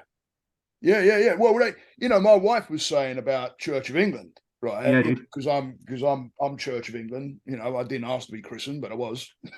But when I look at a Church of England, and I said to my wife, I said that only came about during Henry VIII's reign. I mean, yes. he bloody made it, which is what royalty, right? Yeah, well, and you got to imagine. So he changed the laws, didn't he? As in the point of that, God, royal, like he has power over God, equivalently, because, or at least on the same level, due to the fact that you have to be of like a godly line to be as a king. Right, claiming it for herself. Yeah, dude. It's like because obviously he was trying to do that to get divorced from Anne Boleyn, I think it was. Yeah. But another interesting side note from Henry VIII, he was also the guy that changed the Lord's Prayer to "Thine is the kingdom, the power, and the glory." Did he really? No he shit. Took that into that. Yeah, dude. No shit. So there's a random one. But yeah, no, it's interesting to see how you look back. And obviously now, yeah, as like you were saying, there was that huge shift within like the abbeys, the burning, the destroying of all the monasteries, and kind of crazy how, especially since that era, how they muscled back in with the likes of can't think of his name now, Cromwell. Yeah, well, that's a whole different bloody story. Son Cromwell. Not Oliver. Thomas Cromwell. Again, and I'm not a historian, dude. I really don't know that, but just watching the sort of the parade and watching everything around that, and it being stated a few times where you're like, this is a medieval tradition, right? For sure, it goes back for sure. Yeah. And looking at all of that, and you're like, okay, like don't get me wrong, because a few people say, "Am I patriotic?" And my answer to that usually is, if you break down, and again, this is where I come back to the squaddies, man. When I look at the forces, and let's just, for argument's sake, something in the realms of a world war, that British back against the wall mentality, I am there for it, dude. Right. I love that kind of, yeah, all right, you might be a little island, but yeah, you are a little island. Yeah, I've got that. We're a bit of an iron rod. Yeah. And don't get me wrong, man, we've been shafted. Talking about rods, we've been shafted a few times. Sure. However, in the same breath, we shafted a lot. Yeah, and I had a mate who's a bit of a historian. He likes history, and he started telling me about some of the shit. How we've taken shit. I mean, look at the Commonwealth, right? I mean, even the crown with the diamonds and that in it. We probably go back further and start talking about the British Empire, man. Right, exactly. The British Empire. And let's just say we didn't rock up with an apple pie and some cookies. Shit, no. And it work out really nice, No, we just went, we'll take this, and we just fought for it. If you don't give, well, they've done it a little bit more polite than that. It was like, if you don't give it to us, we will take it. Right. If you want to hand it over. Not a good look, dude. That's going to come and bite you in the ass one day. Yeah, and it just made me think, dude, and it's a shame because it takes like, and it's like recently where, again, somebody like Jocko is like a patriotic dude, man. He's like that. If there was ever going to be a real life Captain America, it's Jocko. Like, it's Jocko, dude. Yeah. However, even he said, as the United States of America, even we've made mistakes. Sure. But it's about how we go forward. Yeah. That's a strong statement. It kind of, I remember when I was in a therapy session once, and my therapist said about forgiveness. And she looked at me and she goes, "You look like a deer in the headlights." I said, I don't even really know what it means. Right? How do you get it? Right? And she said, the first thing is apologizing wholeheartedly with remorse, apologizing from the heart. It's got to come from here. This like, oh, I'm sorry, that don't work, right? No. You gotta wholeheartedly apologize from somewhere where you feel absolute remorse and guilt, and it's coming from there, right? And she said, and to be forgiven, you got to show that you're changing, right? Yeah. And it comes down to, you know, you can apologize, but if you keep on doing the same act without showing that other person that you're changing, then what's the apology? What's the worth behind the apology? Yeah. Right? You're still standing around with that guilt. Yeah. So, you know, when you apologize from here and then you change the act, or you're showing that you're doing everything you possibly can to change the act, then there's something there that's telling you they want to progress. They want to move forward. They want to get ahead. They want the relations to mend. There's things there when it comes to forgiveness. And I think if somebody or country or whatever is seriously working towards rectifying it, so don't forget about governments. Governments and media and that, they got their own freaking agendas. Throw them out the window. I'm talking about down to earth people like you and I, right? You know, when you've got a nation or people or person that is apologized, and then they're like, all right, this is what we're doing to change this. This is what we're going to do. Yeah, it's showing that you do honestly feel apologetic from here, and you feel remorse from here, because the change has to come. Otherwise, what you got to forgive? Yeah, dude. Right. So, you know, actions speak louder than words, dude. Yeah, you got to prove yourself. Yeah, I mean, it's like my wife didn't like Englishmen, right? And you know, I had to prove that we ain't all the way she was perceived us to be, as far as, you know. And it goes back. She had a friend of hers, American, that was dating an Englishman. He was beating the shit out of her, right? So, you know, I can see where she would come from with that. But here I come and I change. It's a, you know, I said to her, wow, you don't like Englishmen? She's like, no. And I'm like, well, we ain't all the same. And basically proved it. Yeah, right? It's showing that, hey, no, there is change. People ain't like that. You know, you pick one person, like you said, one person, right? You've picked one person, one situation, and you've gone, yeah, broad brushstrokes, man. Everybody, right? And that's not what it is. Right. So, you know, it's yeah, I get it, man. You know, you gotta, you know, there has to be that shift in change. Otherwise, it's all for nothing. There's no point. You know, you could like Putin. If Putin turned around tomorrow and said, "Hey, listen, I really, really do apologize," and we're all like, "Oh, woo, okay," and all of a sudden he launches a freaking missile, right? Don't count, don't matter. Yeah, right? There's no change. The apology was hollow. It's completely. It didn't even mean it. Don't, you know, there's you got to watch the slimy ones they will use that apology to find a way in. You know, I think most of the worldly powers at the minute are using those ticky tacks. Oh, sure, are they? Yeah, you think? I just watched an interview. I'm not going to say it was, but you know, well, I'll kind of lead to it. But one of our ex-presidents here, and a guy that was trying to start up a party over there had an interview together. I'll send it to you. But they had an interview together, and I was watching it solely because of what I do, and I wanted to see where their heads are so freaking far up their ass, right? And so I just start watching this, and holy shit, man! If I could have give a buck for every time either one of these two started talking about themselves and how they've made changes for the better for people, it's like I'd be like a millionaire right now. Yeah, you'd be on a sunny island, dude. overnight. Because right. You know, again, we circle back to ego. It gets in the way, and it's like these leaders, right? Everybody paints someone with the same brush because there's someone there with an ego that's trying, like Putin. He's got a freaking ego, right? There's no doubt about it. He's trying to prove something. He's got little man complex or something, right? But he's trying to prove something, that he's the stronger power. Obviously, it's not. showing up like that. but you know, but he's dangerous still. You know, Yes. and those people that are mental like that in ego, you'll do everything you possibly can to defend it.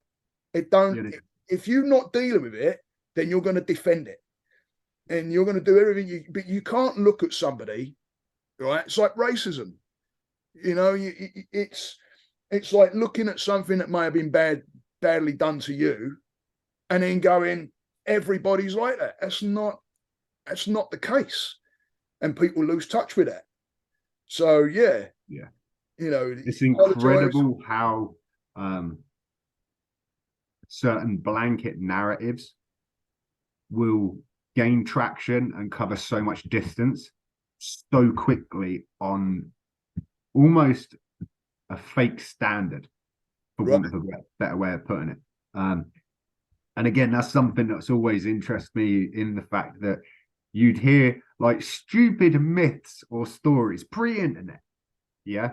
So you think like, I don't know, stupid one was something about like Marilyn Manson having his lower ribs taken out so he could perform fellatio on himself.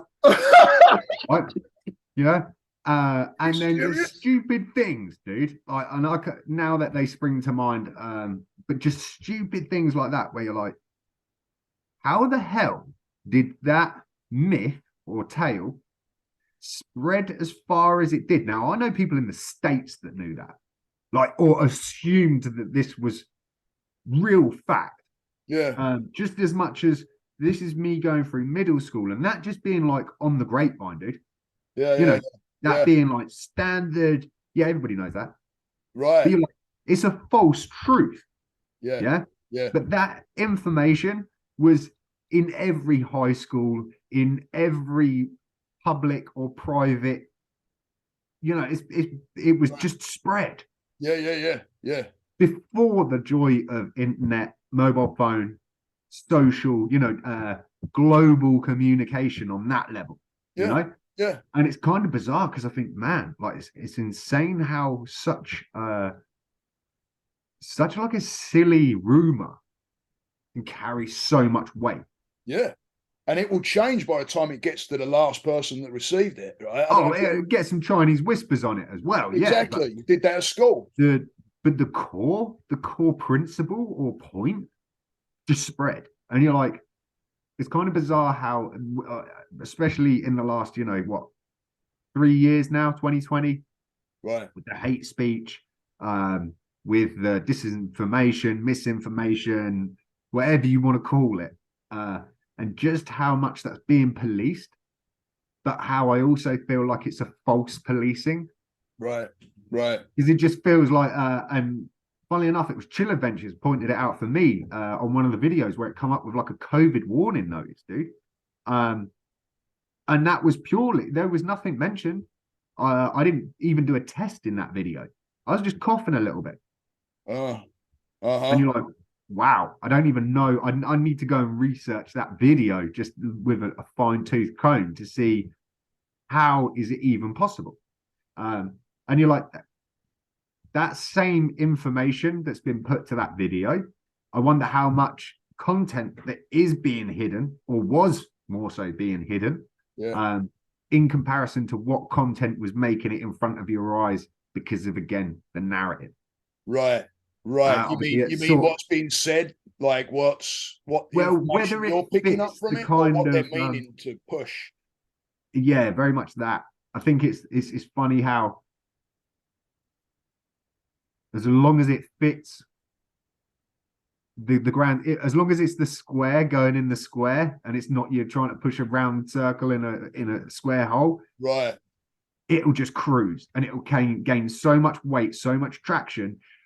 Just for argument's sake, obviously, I don't know how much Facebook activity you have, but like, let's just, for want of a better way of putting it, a few years ago, I didn't realize how many people I knew that were like actual, fully trained doctors.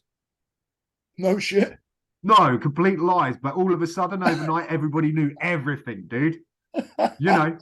They've gone past doctorates. They've got like CPOCD, PhDs. They know everything. Right. They've never seen a vaccine in their life, but all of a sudden, they can tell you the goddamn breakdown.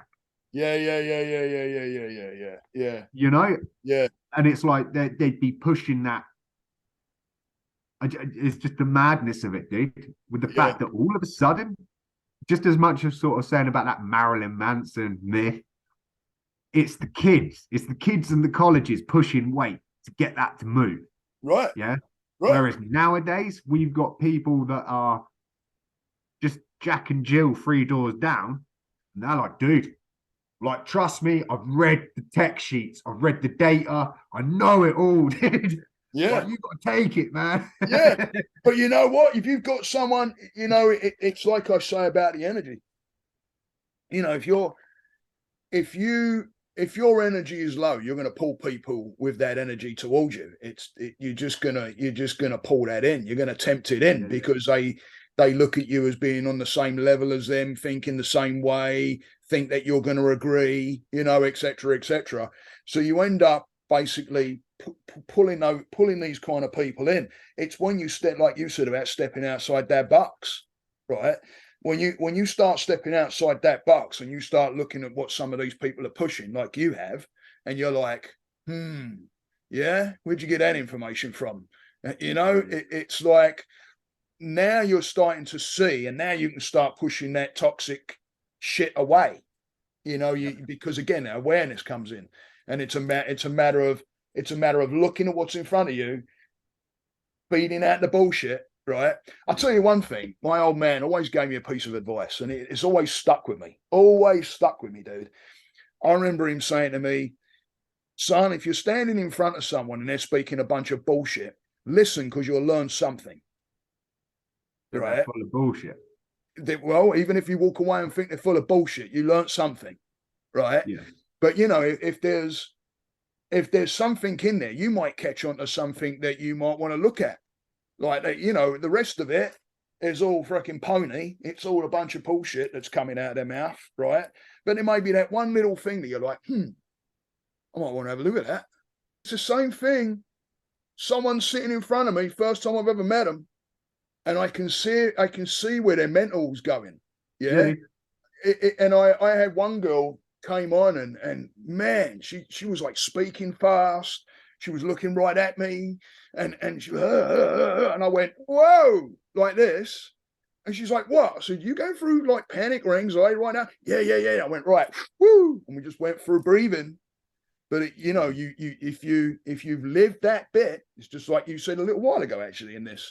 If you've had experience in that area, you can't fake it. People are going to understand it because you've been there and you know where you've been. That's knowing. Yeah, those tells. Those tells are gnarly.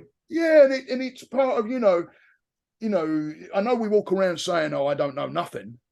But I do, man. Right? I absolutely know nothing. But you actually do know. You actually do know, right? You know more than I do about videoing. Way more. I still know nothing, man. Yeah, but it's a matter of, because ego's getting in the way to where we don't want the ego. So now we're worried about saying that we're good at something because we think we're bringing in that ego and making that shine to other people. It don't matter. You're good at what you do. I have people sit in front of me and say, and I tell them, tell yourself that you're good at what you do, and they have trouble saying it. Right? So it's about saying, I know this, I'm good at this. You don't have to know everything about it. There's always the learning process. I'll never stop learning, man, for the rest of my life, right? But it's okay to stand there and say, I'm good at this. It's okay. It's okay. It's not ego. It's having the wisdom and being proud of who you are and what you do know. Otherwise, what'd you do? You push that down. Now you're going into depression again because you're pushing down something that you're denying. You're denying that you're good at something. And when you say it out, you're sending the message to this. Yeah, dude. Right? You're spelling it out. You're spelling it out for yourself. You're telling yourself that. When you tell yourself, now obviously, if I went up to a guy and said, yeah, I'm a freaking great racing car driver, as I'm about to go out in his brand new car and freaking take it around a track, I'm bullshitting myself, right? I mean, I'm going to end up fucking sideswiping that up into the bank or something. Yeah, it's not going to be a good outcome because the ego takes over. I'm going to try and prove something. I'm going to go 120 mile an hour, but I'm not meant to take 120 mile an hour on that bend. I don't know that. He does, right? There's a different setup to a different outcome, though, isn't there? Right, right. Yeah. But saying that you're good at something, also I've struggled with this I still struggle with it a bit, right? I do my therapist. I like question my abilities all the freaking time, all the time. I think that's a healthy thing, though, dude. To keep yourself like asking those questions and just like checking in with yourself to say like, what can I improve? What can I get better at? What don't I know? It's sure. healthy, dude. Sure. And I think as long again goes back to what we said ages ago. As long as there's that balance there, and I think that goes in every walk of life. And the more that I'm getting older, because I sure as hell ain't getting no younger, the more that I realize that you have to have balance, and not just over the two things that your brain is interacting with at that time. It's like everything. It's like a universal balance. Is absolutely mind blowing.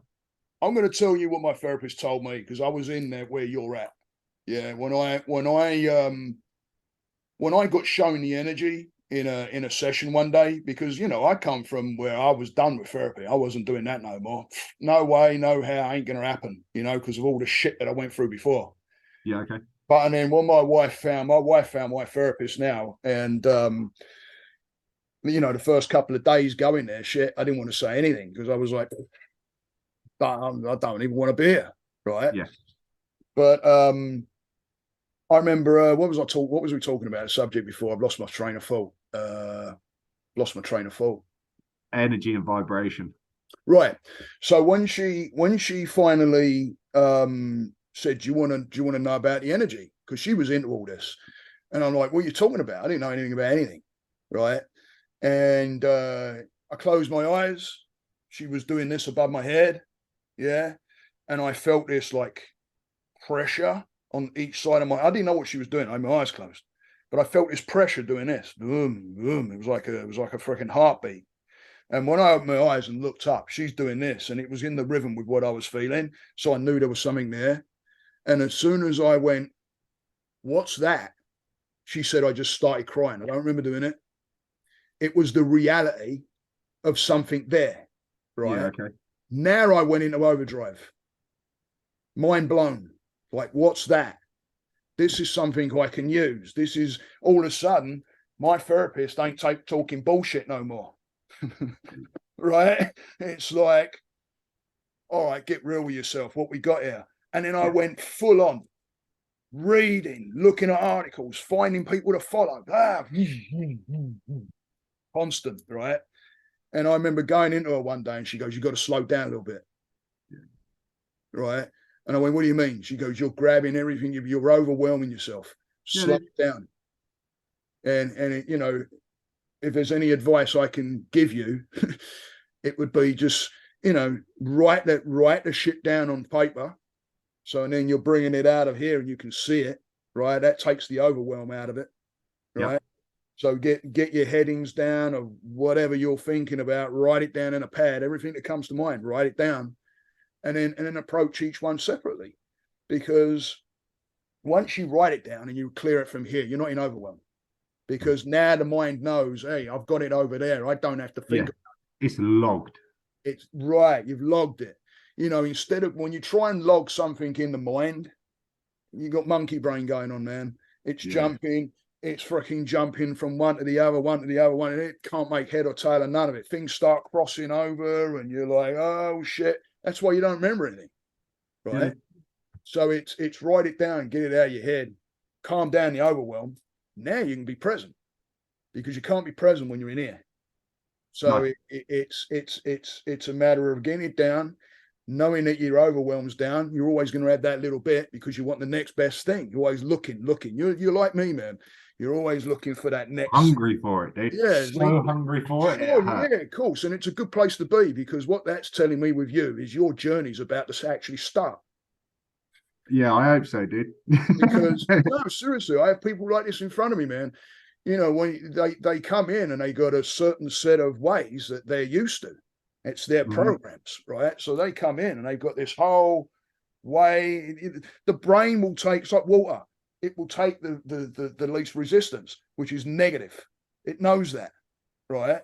So it basically, they sit in front of me and they spill out all these negatives. And then as soon as I start to change and they start to see that, oh, hang on a minute, there's another way of thinking. I'll give it about 4 to 6 sessions and they're coming on going, Steve, I don't know what's going on. It's a pattern. I see it. It happened to me. And I've got a video on it, I think called Lost or something, feeling lost. It's that lost area. Yeah.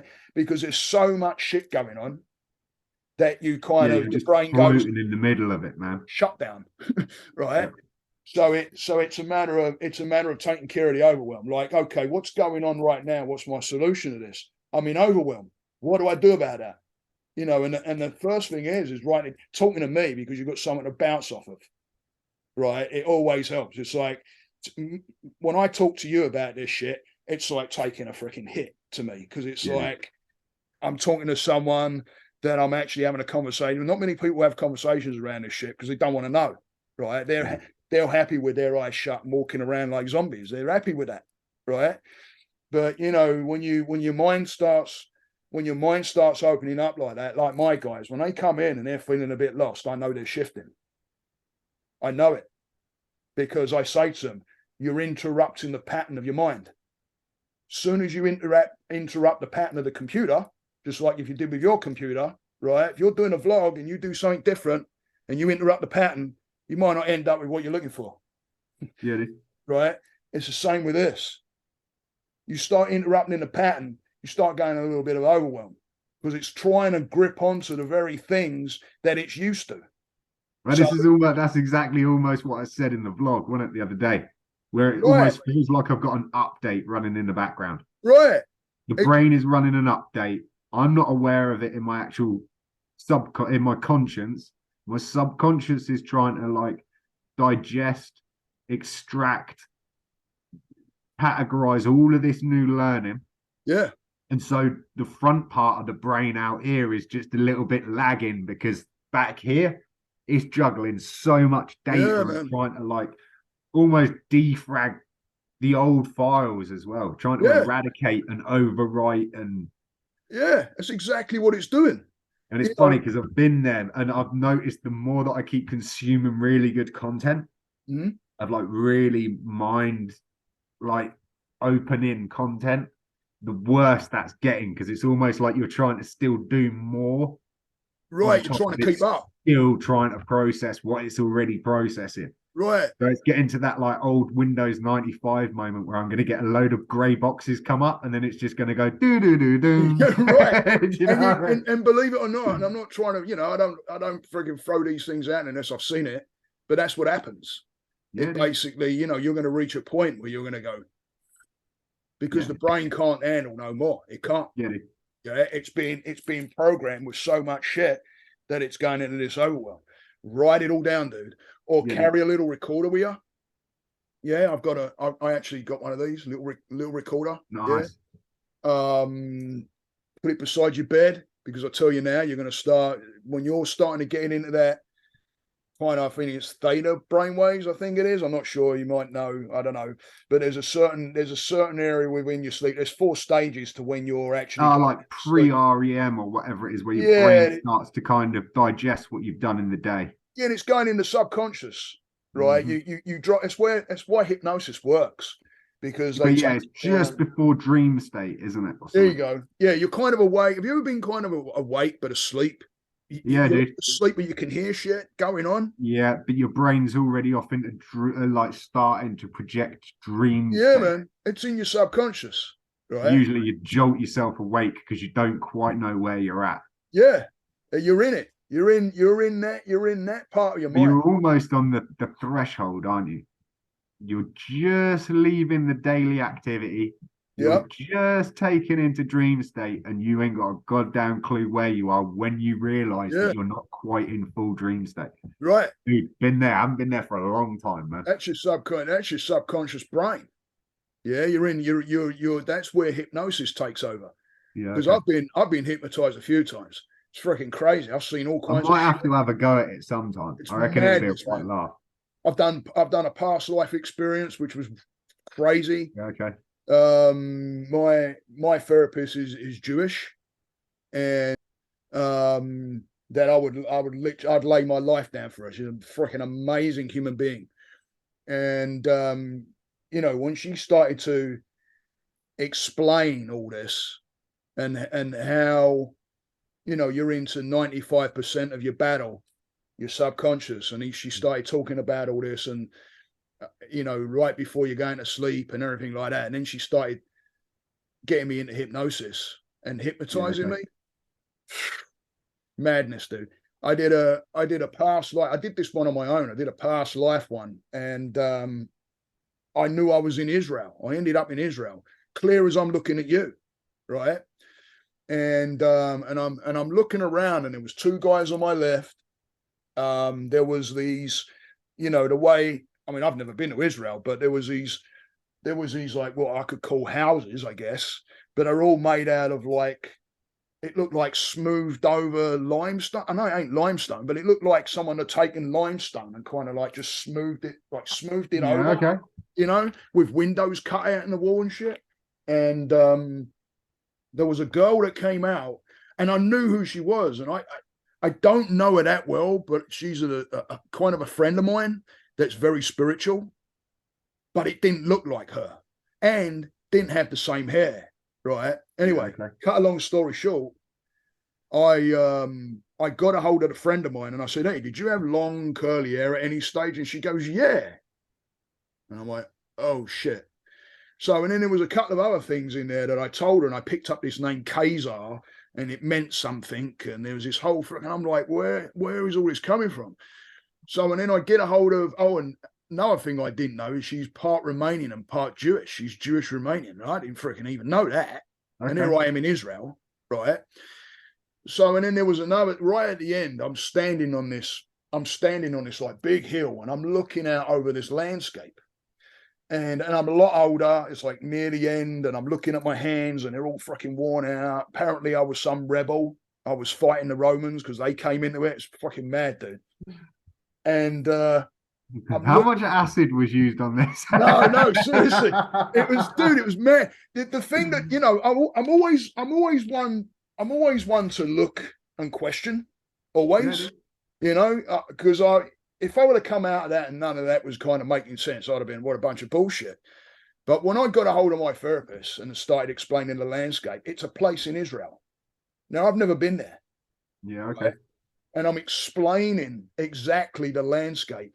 And she says, "That's so-and-so." She goes, "Where'd you see that?" And I'm like, and I told her. She's like, "Holy shit." Because I've never been there. I've never been there. And I'm explaining in detail of what I saw. Right. It literally was like talking to you. And it's that part of the mind. It's that subconscious part, because Buddhism, they say you relive. You're reborn. Yeah. So again, like without getting too kind of out there, dude, great believer in that we are all one consciousness. Just taking different experiences from multiple points of view. Yeah, I mean, what's consciousness? What is it? It's not your mind. That is a conversation for another day, my friend, because consciousness is depends which side of the fence you sit on that consciousness thing, isn't it? Yeah, and it's it's because obviously some people would say that it's an illusion that the brain creates, and then obviously on different walks of life, some people would say, "Nah, dude, like that is the I am, so I right think, I think so I am." Right, kind of and I always say, "Who am I?" This is, I say it all the time. We might have to. I might send you some material to get down that rabbit hole, because trust me, dude. Again, playing with the AI, I was having a rather intellectual conversation about consciousness. Oh wow! And that's kind of interesting. But again, there's a few people that I'd have to go and do some research on, so I could present you some names that have some great there's some great literature and some great stuff to go and partake in looking at consciousness. Yeah, send it over, man. I love all that shit. It's a good one. A friend of mine, obviously you'd have seen him in the vlog, Russell. Yeah. So he's done, I want to say he's done more than a degree. He done like honors or something in philosophy. Oh, wow. And so breaking down all of the little bits that he'd done, he even studied like religious philosophy and something to do with like laws. Wow. Like philosophy in law or something. Wow, damn. And some gnarly stuff, dude. So I love having conversations about consciousness with him because it just takes me through the hedge backwards. And it's quite interesting because that is that age-old argument of does consciousness exist? Right. Is it a neuro? Is it like just a beautiful illusion that the brain's created, almost like the spin doctor in your head that convinces you of all of these things that you shouldn't do and everything we've been talking about? Right.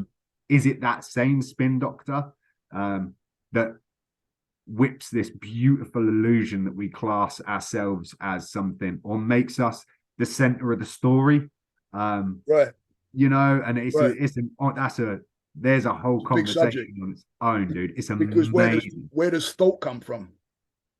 Where this is something where you could say, is this part of the most evolution? Like it's the last evolutionary point, maybe, or of the actual brain itself. Because again, don't hold me to this, but I want to say that there's 3 parts to the brain, which is like your primitive monkey brain. Yeah. Then and again, man, like I haven't nailed this, but I want to say you then have another surrounding part, and then like something like the most evolved part of the brain then goes around that. That's why if we break it down, your first kind of primitive or primary things are going to be the simple things like anger. Yeah, for sure. Because that's like real monkey brain stuff. Yeah. And then you get to the point where like the outer layers are made up of all of the stuff, almost like we're discussing, where we're saying about thought or morals, principles, social sort of programming. And I want to say that lays in that stuff on a different level to as if we looked at something like a bird that instantly knows how to fly through coding in its DNA. Right. Mad. Yeah. So there's certain things within our brain, like morals, aren't going to come through in coding. Right. The ability to learn how to walk, talk is going to be, I think, and I could be wrong on this, man, is almost underlining code. Even if we stripped it back and say reproduction is going to be a very primitive part of it. The way that now we've got to a point where we make almost networks and stuff, and that top part of it, and where we're getting into the point where in that argument of consciousness, and this is where it was quite interesting, where AI stated to me that all living things have consciousness, or could be seen to have consciousness. I can't remember how it worded it now. And I was like, well, if all living things, does that mean trees have consciousness? If you're asking me, go on. Where do you sit on it? Well, I've done a lot of research around trees. Yeah, okay.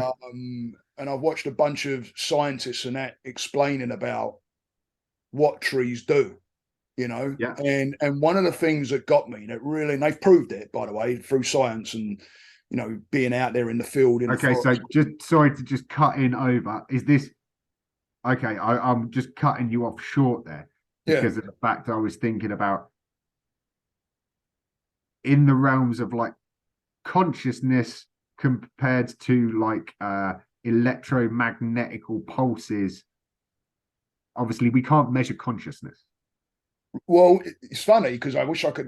It's one of those articles that I read, and I'm not going to be able to find it. Okay. But I read an article where scientists have actually proven consciousness is there, but they can't explain it. Right. So this is where, again, it's awkward because I don't have any facts to bring back up or counter argument. And if this ever goes to YouTube, you might even find some people that get down in the comments and can elaborate on this, which would be heavy. Awesome. But the point that I've kind of got to with it is that as much as we have a great argument for or against, we still scientists and philosophers still have no point of actually cementing that argument. Right. No, good point. Like, how did they measure it, you mean? Yeah, because obviously we could, and it's really hard. So this is the thing that I did pick up from Russell quite a lot is the biggest thing in debates in those situations when we're discussing a topic like consciousness, we need to define consciousness first. Sure. Yeah, for sure. Which is gnarly because I don't even think I could do that, dude. Well, it's funny, the way I, what I've learned on this journey is, you have thinking, you have physical body, you have thinking, which is your mind, right? Mm-hmm. But this all materializes from somewhere, right? And consciousness, it's one of those knowings. It's like, how do I know? Where am I getting the knowing from? How do I? And you have your programs, of course, right?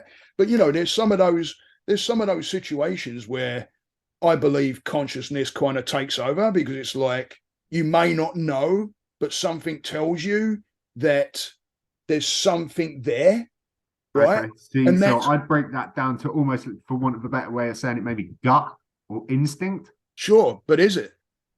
So I don't know. Me personally, I would say the consciousness, and I hate this, right? I really hate this, dude, because before having the conversations with my mate Russell, dude, I'm there, bro. I am there with you saying, dude, consciousness, it's like it's in everything. If you ask me what my own opinion of consciousness is, I feel like and I could be wrong on this, the H molecule atom. Okay. Like what they're trying to find with the Hadron Collider or whatever, where they're firing atoms. Oh, yeah. They're trying to find this, like, they've got down to such a microscopic level, and they're trying to find the thing that holds all and everything together. Right. But still can't find that. And in the same argument that they're trying to look into, like, dark matter, I feel like that's something, that one thing that stitches it all together. Right. There's consciousness. For sure. There's consciousness. Yeah. That's in my, like, out there brain, that when my mate Russell used to say to me, there's no such thing as a square circle. And I'm like, dude, it's all about perspective. Because you might look at it that way and it looks like a square, but if it turned to the side, it'd be a circle, dude. And I'm just a pedantic something or another. No, you're right. Likes to just push on it, Right. In the same thing that obviously a lot of people say that we live in a 3-dimensional world. Yeah. Arguably, dude, no, our vision only ever sees as 2-dimensional. That's what I've always thought that, 2-dimensional. Because your brain, again, going back to like we were saying about how it kind of recognizes cups, mugs, glasses, whatever, those real fundamentals. You can, if we were stood looking at a car, or like you looking at a laptop now, maybe, and you know what the back of that looks like. You can't see it. Right. And so therefore the impression that's being left on your retinas or whatever is 2-dimensional, dude. Sure it is. And as much as I've looked into like the Carl Sagan ideas of going into like explaining 5th dimensions and stuff, dude, that was just pickle in my head, because I know what he's saying, but again, the understanding bit is like just my brain can't comprehend it. Yeah. And I feel like that's the same in relation to the spiritual side of me. Says, yeah, dude, there is most definitely consciousness, and okay, animals, trees, maybe if it's of a living thing, then maybe there is some level of consciousness. Yeah. But if we're saying to like the same level of what we depict as consciousness, I don't know if the network or the framework is going to be the same. So let's just say, for argument's sake, if you took something like, I don't know, I think the first line or progression or evolution has been kind of nailed into more the octopus side of things now. Okay. Because of the neural networks and the I think there's some discussions and topics about consciousness or intelligence within that kind of level of creature in relation to or talking about like an amoeba or a fish. I think there's certain levels of neural pathways or something within an octopus that shows like a greater possibility that it was octopuses that came out of the sea that then led, if we're going with Darwin's theory of evolution, to where we are today. However, when you start breaking this theory of consciousness down, and I hate it, because when my friend Russell said to me, if we were to completely clone you, and I'm talking about down to goddamn every aspect, every everlasting memory, everything. Perfect. Cloned you, had you stood next to you, and we took you and threw you in the incinerator. Are you left? Or have you gone? Good point. You mean the clone? You mean the clone's still there, but your clone's there, and that clone has all of your memory bank, your idiosyncrasies, your experiences, your scars, your tattoos, your everything. There is no way of telling the difference. And now you have been thrown in an incinerator and are no longer. And the question is, do you still exist? Good question. It goes back to what I said about if I took you, put you in a room, showed you nothing, and then let you out, and you've got absolutely no memory of anything, right? That would make me think that there's no real consciousness yet, right? Right. So no real mind. Yeah. Just to throw you a spanner there, bearing in mind that there are people that suffer from, what is it when you forget everything? Alzheimer's. No, not Alzheimer's. When they have like a traumatic episode or something, and they will forget relationships, their spouses, everything. Oh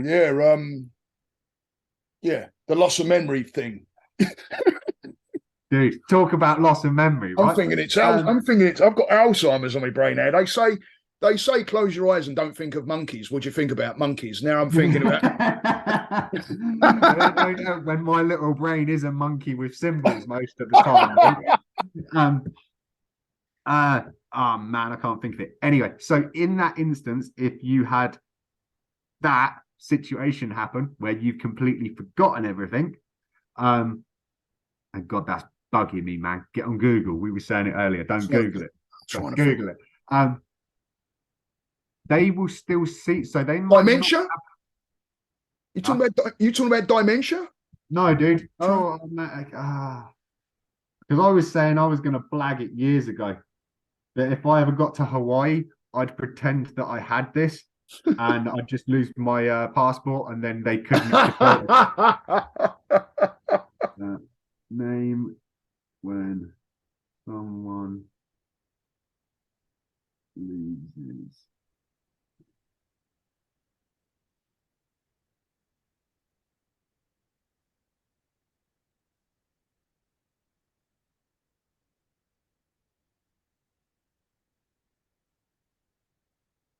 Oh man, I still can't find it. Damn it! I can't think of it. And that's because obviously on the wrong. I think I'm on a different thing than what you're on. You know something that I don't, because I'm like thinking. No, seriously, you'll know it. It's and it's so on the tip of my tongue, dude. It's not insomnia. It's not dementia. Let's go for it. Andrea, what do you call it when someone forgets completely everything about themselves? Amnesia. Amnesia. All right, got it. Point to the lady at the back. Amnesia. Well done. So when people suffer from amnesia, they will still refer to themselves as I or me. Ah, that's interesting. So there gives you point of self in a kind of really bizarre level, because they will lose all those extra add-ons to that brain. Yeah. And where they live and who they are and who their parents were and all of that kind of stuff can be gone, but they still have that sense of I. Wow. Yeah. So then that kind of, when you start adding those up and you say, well, where is self? Where is I? Yeah. Because again, when discussing consciousness with some of the big boys, it becomes really quite interesting. Yeah. Because of the vocabulary in which we describe us, I, and yeah, it kind of gets. Well, yeah. I mean, it's the same as like when I say, "Who am I?" Yeah, it's the same kind of. It's the same kind of thing. Like, who am I? And a lot of those times is when I'm outside at night looking up, at stars and planets and one thing and the other, and I'm thinking, "Holy shit, who am I?" Because there's such a more vastness to the universe than what I am, and it's funny because even though we're small on this planet, we have the best intelligence. It's like it doesn't make sense. We have the most powerful computer in the world you're ever going to see is in your head. Dude, I don't want to cut in over you. It won't be for long, dude. No, I know. I know. It's not for long. That's what's scary. It's like... But I completely agree, for the fact that so far, and to the best of our knowledge or abilities, we haven't found anything with such a level of intelligence on this planet, or to the furthest reaches that we've managed to get to. Yeah, I mean, look at it. I don't know if you follow the Webb telescope. I follow that thing, right? I've tried to stay clear of it because of too many sort of clickbait articles around it. Oh, really? That makes sense. Yeah. So too many articles that have come up with me, but that's my own fault for having an awful search engine. But every time I come in to upload a video, headlines there will be the Webb telescope has seen this or it's detected that. And let's just say it gets my hopes up, man. And I don't like doing it. Have you listened to any scientist interviews on it? No, I've really stayed. So really? I've stayed away from that happening because I wanted to like double down on the up until this point moment. Yeah, it does send your head a bit. It does, because it's, yeah, there's things coming up where they're even questioning whether there was a Big Bang now, because they're finding shit way beyond the point of that. The edge. Yeah, I mean, it goes on. So now they're like... But like arguably, and this is something, again, this is just my little peanut head thinking about it, man. Even if there was there would have to be before Big Bang. Mm-hmm. In my gut, my knowledge,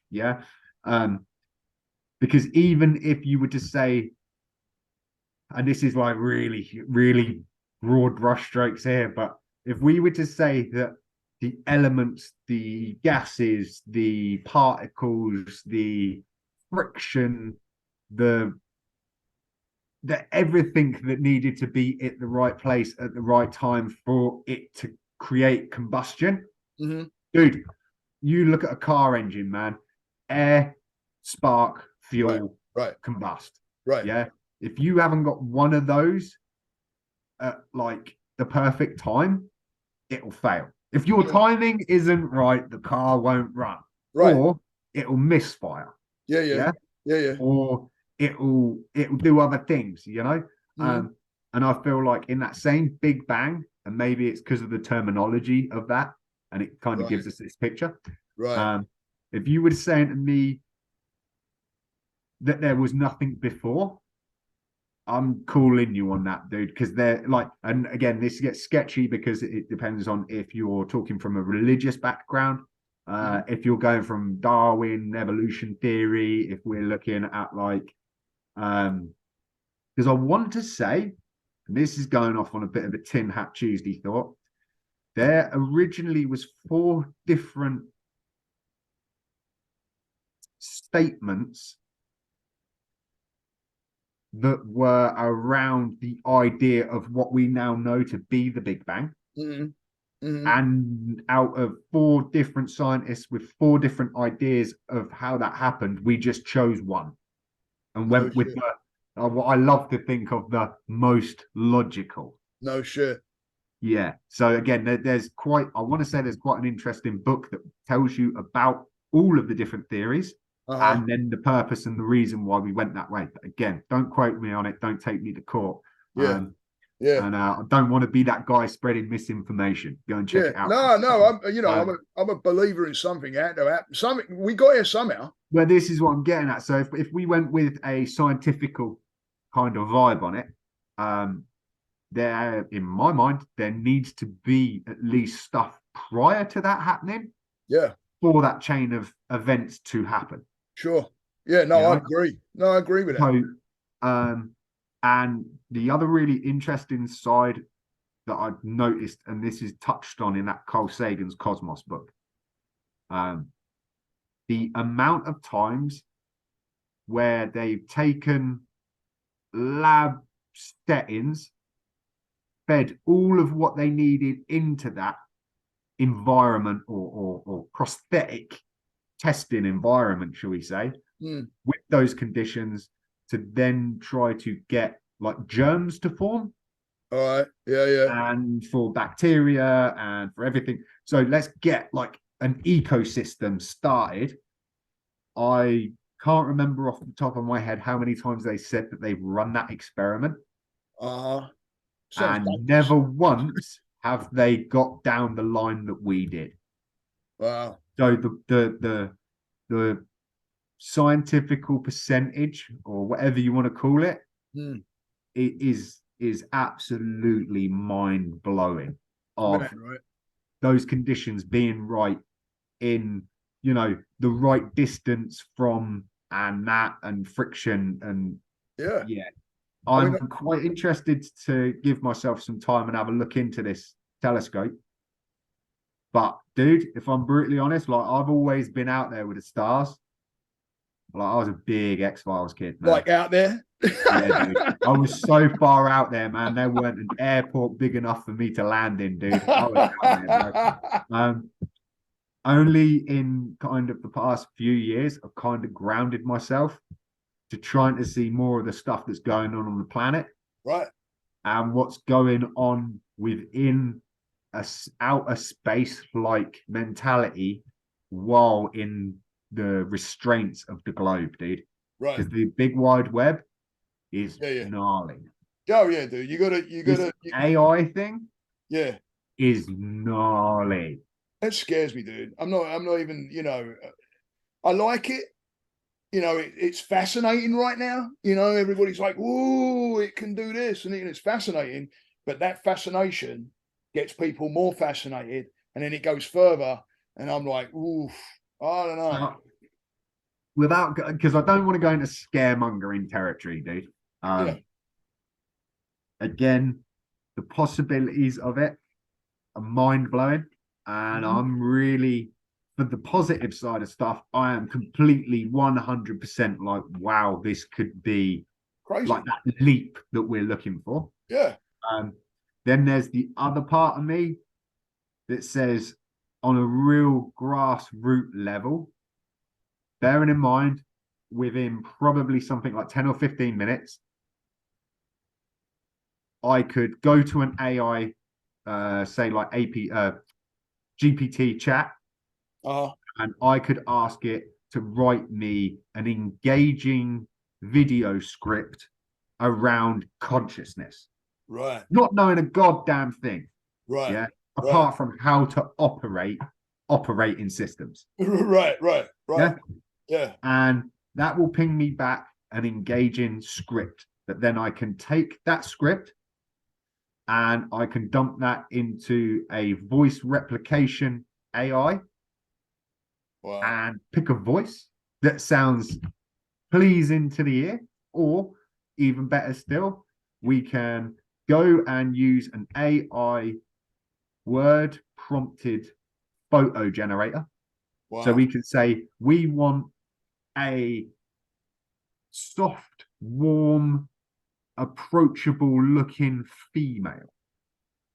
Nice. Yeah, between the ages of whatever. You can really elaborate, but there's some basic text prompts that we want to hit. Yeah.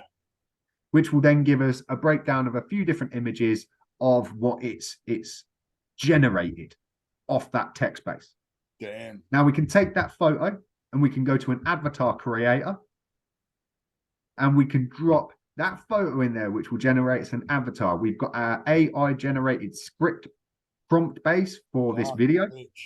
We're going to drop that into that avatar. So now this avatar is going to deliver that speech. And now we're also going to have a voice on it. We can do exactly what you've done there, where it's on the backdrop of some trees or some nice PowerPoint kind of stuff. And we can upload that to YouTube. But we didn't, apart from clicking, dragging, dropping, saving. Yeah. There was no human input into that content creation. Right. And then that's dangerous, whoever reads it. Well, again, you've got like the typical swings and roundabouts thing where you're like, it can be bad for content creation because before you know it, go 2 months down the line and nobody wants to even apply their time in thinking of an idea because AI can just give us the winning concoction. Right. On the other hand, if you really want to go like Tin Hat Tuesday, let's go down the rabbit hole. What's stopping me taking a very iconic person using deep fake software, voice simulation software, and then plumbing a speech in there that is so hateful that we can get the world to implode in about 3 hours? Yep. Easy. I mean, the way you've explained it, I know there's a lot of work involved, but it's a possibility of, again, it's using social media and the media really to push an agenda. Crazy games. But on the other hand of that, and again, trying to get away from the scaremongering doomsday goddamn madness. Yeah. The speed and I use the term loosely, the accuracy of what AI can do in the realms of crunching numbers or statistics, analytics, when we're talking about things that are like almost unfathomable by the human brain. When you're talking about numbers that surpass anything you could ever consider. So when we're saying about universal distances, like when I was reading that book Cosmos, and they're saying, it's great when they turn around and go, it's over 350 million light years away. Right. But like how many football pitches is that, dude? I don't know. Right. I can understand that a light year is this, and I understand that that's that many years away, but it doesn't really like how many light years is it before you just turn around and go, like, without swearing, that's a hell of a long way away. Yeah. Well, you ain't got no concept. There is no concept whatsoever. There's no I got the guy that lives next door to me. He's a big night sky guy. He's got a nice telescope, plugs into his computer, and I'll walk over there when he's normally out there in the winter because there's a lot more to see, and he'll have it up there, and it's amazing what he's looking at. And I've said that to him, like, how far is that? And he'll tell me, and I'm like, what's that in miles? I've got an idea in miles, and he'll be like, dude, and he'll just rattle this. It's like he doesn't stop. It's like you need to pause in the middle of the number to keep on saying the number because dude, stupid miles out there, right? But we don't have again, it's the mind not knowing. It's not putting the two and two together. So there's no concept of time or space or So distance. you imagine like when we're trying to deal with, or especially certain areas of science, string theory, crazy stuff where they're trying to really push the boundaries of the evidence and theoretical sciences, running that through an AI is Yeah, phenomenal due to the fact that, you know, you would have had to have a group of individuals dedicating a lifetime's work to that to right, maybe not make any footroom in it. Whereas you can let a group of servers run those predictions and numbers and crunch them 24 hours a day, and they're doing it as quickly as some guy could win a game of chess. right. You know, they're just like, let's go. Yeah, But yeah, there's no need to stop. And but there, you know, just like everything, I feel like there is some huge advances to be made. Um, as long as those advances are actually like just, yeah. That's the problem. because That's I the don't problem. feel like implementing AI into a situation in a world where we deal with so much stuff, like your bank is voice, you know, what's your dog's name, what's your mum's maiden name. Mm-hmm. There's nothing stopping people that want to play these games. And dude, I worry about this from my point of view. Again, I don't really worry that much because I'm hardly exactly like a big target, if that makes sense. Yeah, yeah. I'm hardly Joe Rogan. Yeah. Well, you're But getting there, matey. dude, I know for a fact already somebody like Joe Rogan's been targeted from a marketing company where they basically deep faked him endorsing a product. Wow. No shit. I didn't know Yeah, that. dude. And there's also other questions and concerns where people will turn around and say it wouldn't take me long for me to take your daughter's voice if she's put any Instagram videos or reels out, Uh, getting an AI generated version of that, phoning you up, going, Dad, yeah, yeah, I'm stuck, got no money. Can you transfer yeah, me? yeah. You know, Shit. and it kind Yeah, of no, like yeah, yeah, yeah. that's just like a real worst case scenario, but not real worst case. It's Right. just an example of That's where it can go. it's hard enough in the world where everybody's trying to, well, it feels like so many people are trying to scam you for goddamn everything. Oh, everything, man. The Everything. last thing that I need now is artificial intelligence being like brought into that game. Yeah, yeah, yeah, yeah. I mean, dude, you've only got to look up something, say on Google that you want to buy, or go to Amazon and you're looking at it or Oh, something. it's game over, dude. Boom, it comes up on YouTube right Yeah, now. dude. I could be watching a YouTube channel, right, and I might sit there and think, oh, let me have a look at something, and then put my phone down. 5 minutes later, a freaking advert comes on the TV. Yeah, I dude. wasn't doing anything but doing a search. Yeah. And boom, it comes up on my TV and starts advertising shit on it. And I'm like, what? Yeah. Like, How? So, and again, like that is something that I would definitely recommend you go off and have a little look into. I don't know if you use Netflix, but yeah, there was a program pushed out in like 2020, which was the Social Dilemma. all right. And that is really well worth having a little look into. Because Send me let's it. just say Send this me is it. like, you know, this is the big fight live, and the first rounds between Muhammad Ali and Joe Frazier Yeah, yeah. was that Social Dilemma. And then the Rumble in the Jungle or whatever, that, you know, the rematch is Right. going to be AI in my mind. Send that to me. On I Netflix, will. you I'll, said? I'll Yeah, fire a link for the both for the for sure. Social Dilemma, and then the same guy that's kind of responsible for that in the last 3 months has put out a video saying about the AI dilemma. Mm. And there's a lot of people at the top of those fields saying that we need a 6 month call off on large language AI models Yeah, yeah, because yeah. they're learning at an exponential rate. Yeah. Terminator, dude.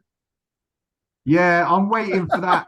The minute like the synths or the robots can like is it symbiosis when like humans and machines match? Yeah. I'm just thinking, dude, when that happens with AI and machines, which is kind of And what annoys me, dude, is nobody's made a goddamn hoverboard like flying skateboard, but we've got sodding near enough Terminator 2 happening, man. Mate, if that freaking thing comes out, we'll never see you again. You'll be I know, but I'd much prefer that than like killing machine robots from hell, you know? But dude, on that note, I'm gonna wrap it up. We've been talking for a while, man. Have you seen the time code on it, Steve? What's that? Have you seen the time code on it? No, where's the time code at? I don't even know where that's at. So I'm just working off of the good old method of we started at 3:30. And it's now 6. No shit. All right, man. 3 hours. I told you. You put an hour up. I'm like, that ain't even possible. So, dude, do you want to stop the recording? Yeah, let me stop. Or will it cancel the call? Hang on. Let me see. I can't even see where the recording is. Oh, hang on. Here we go.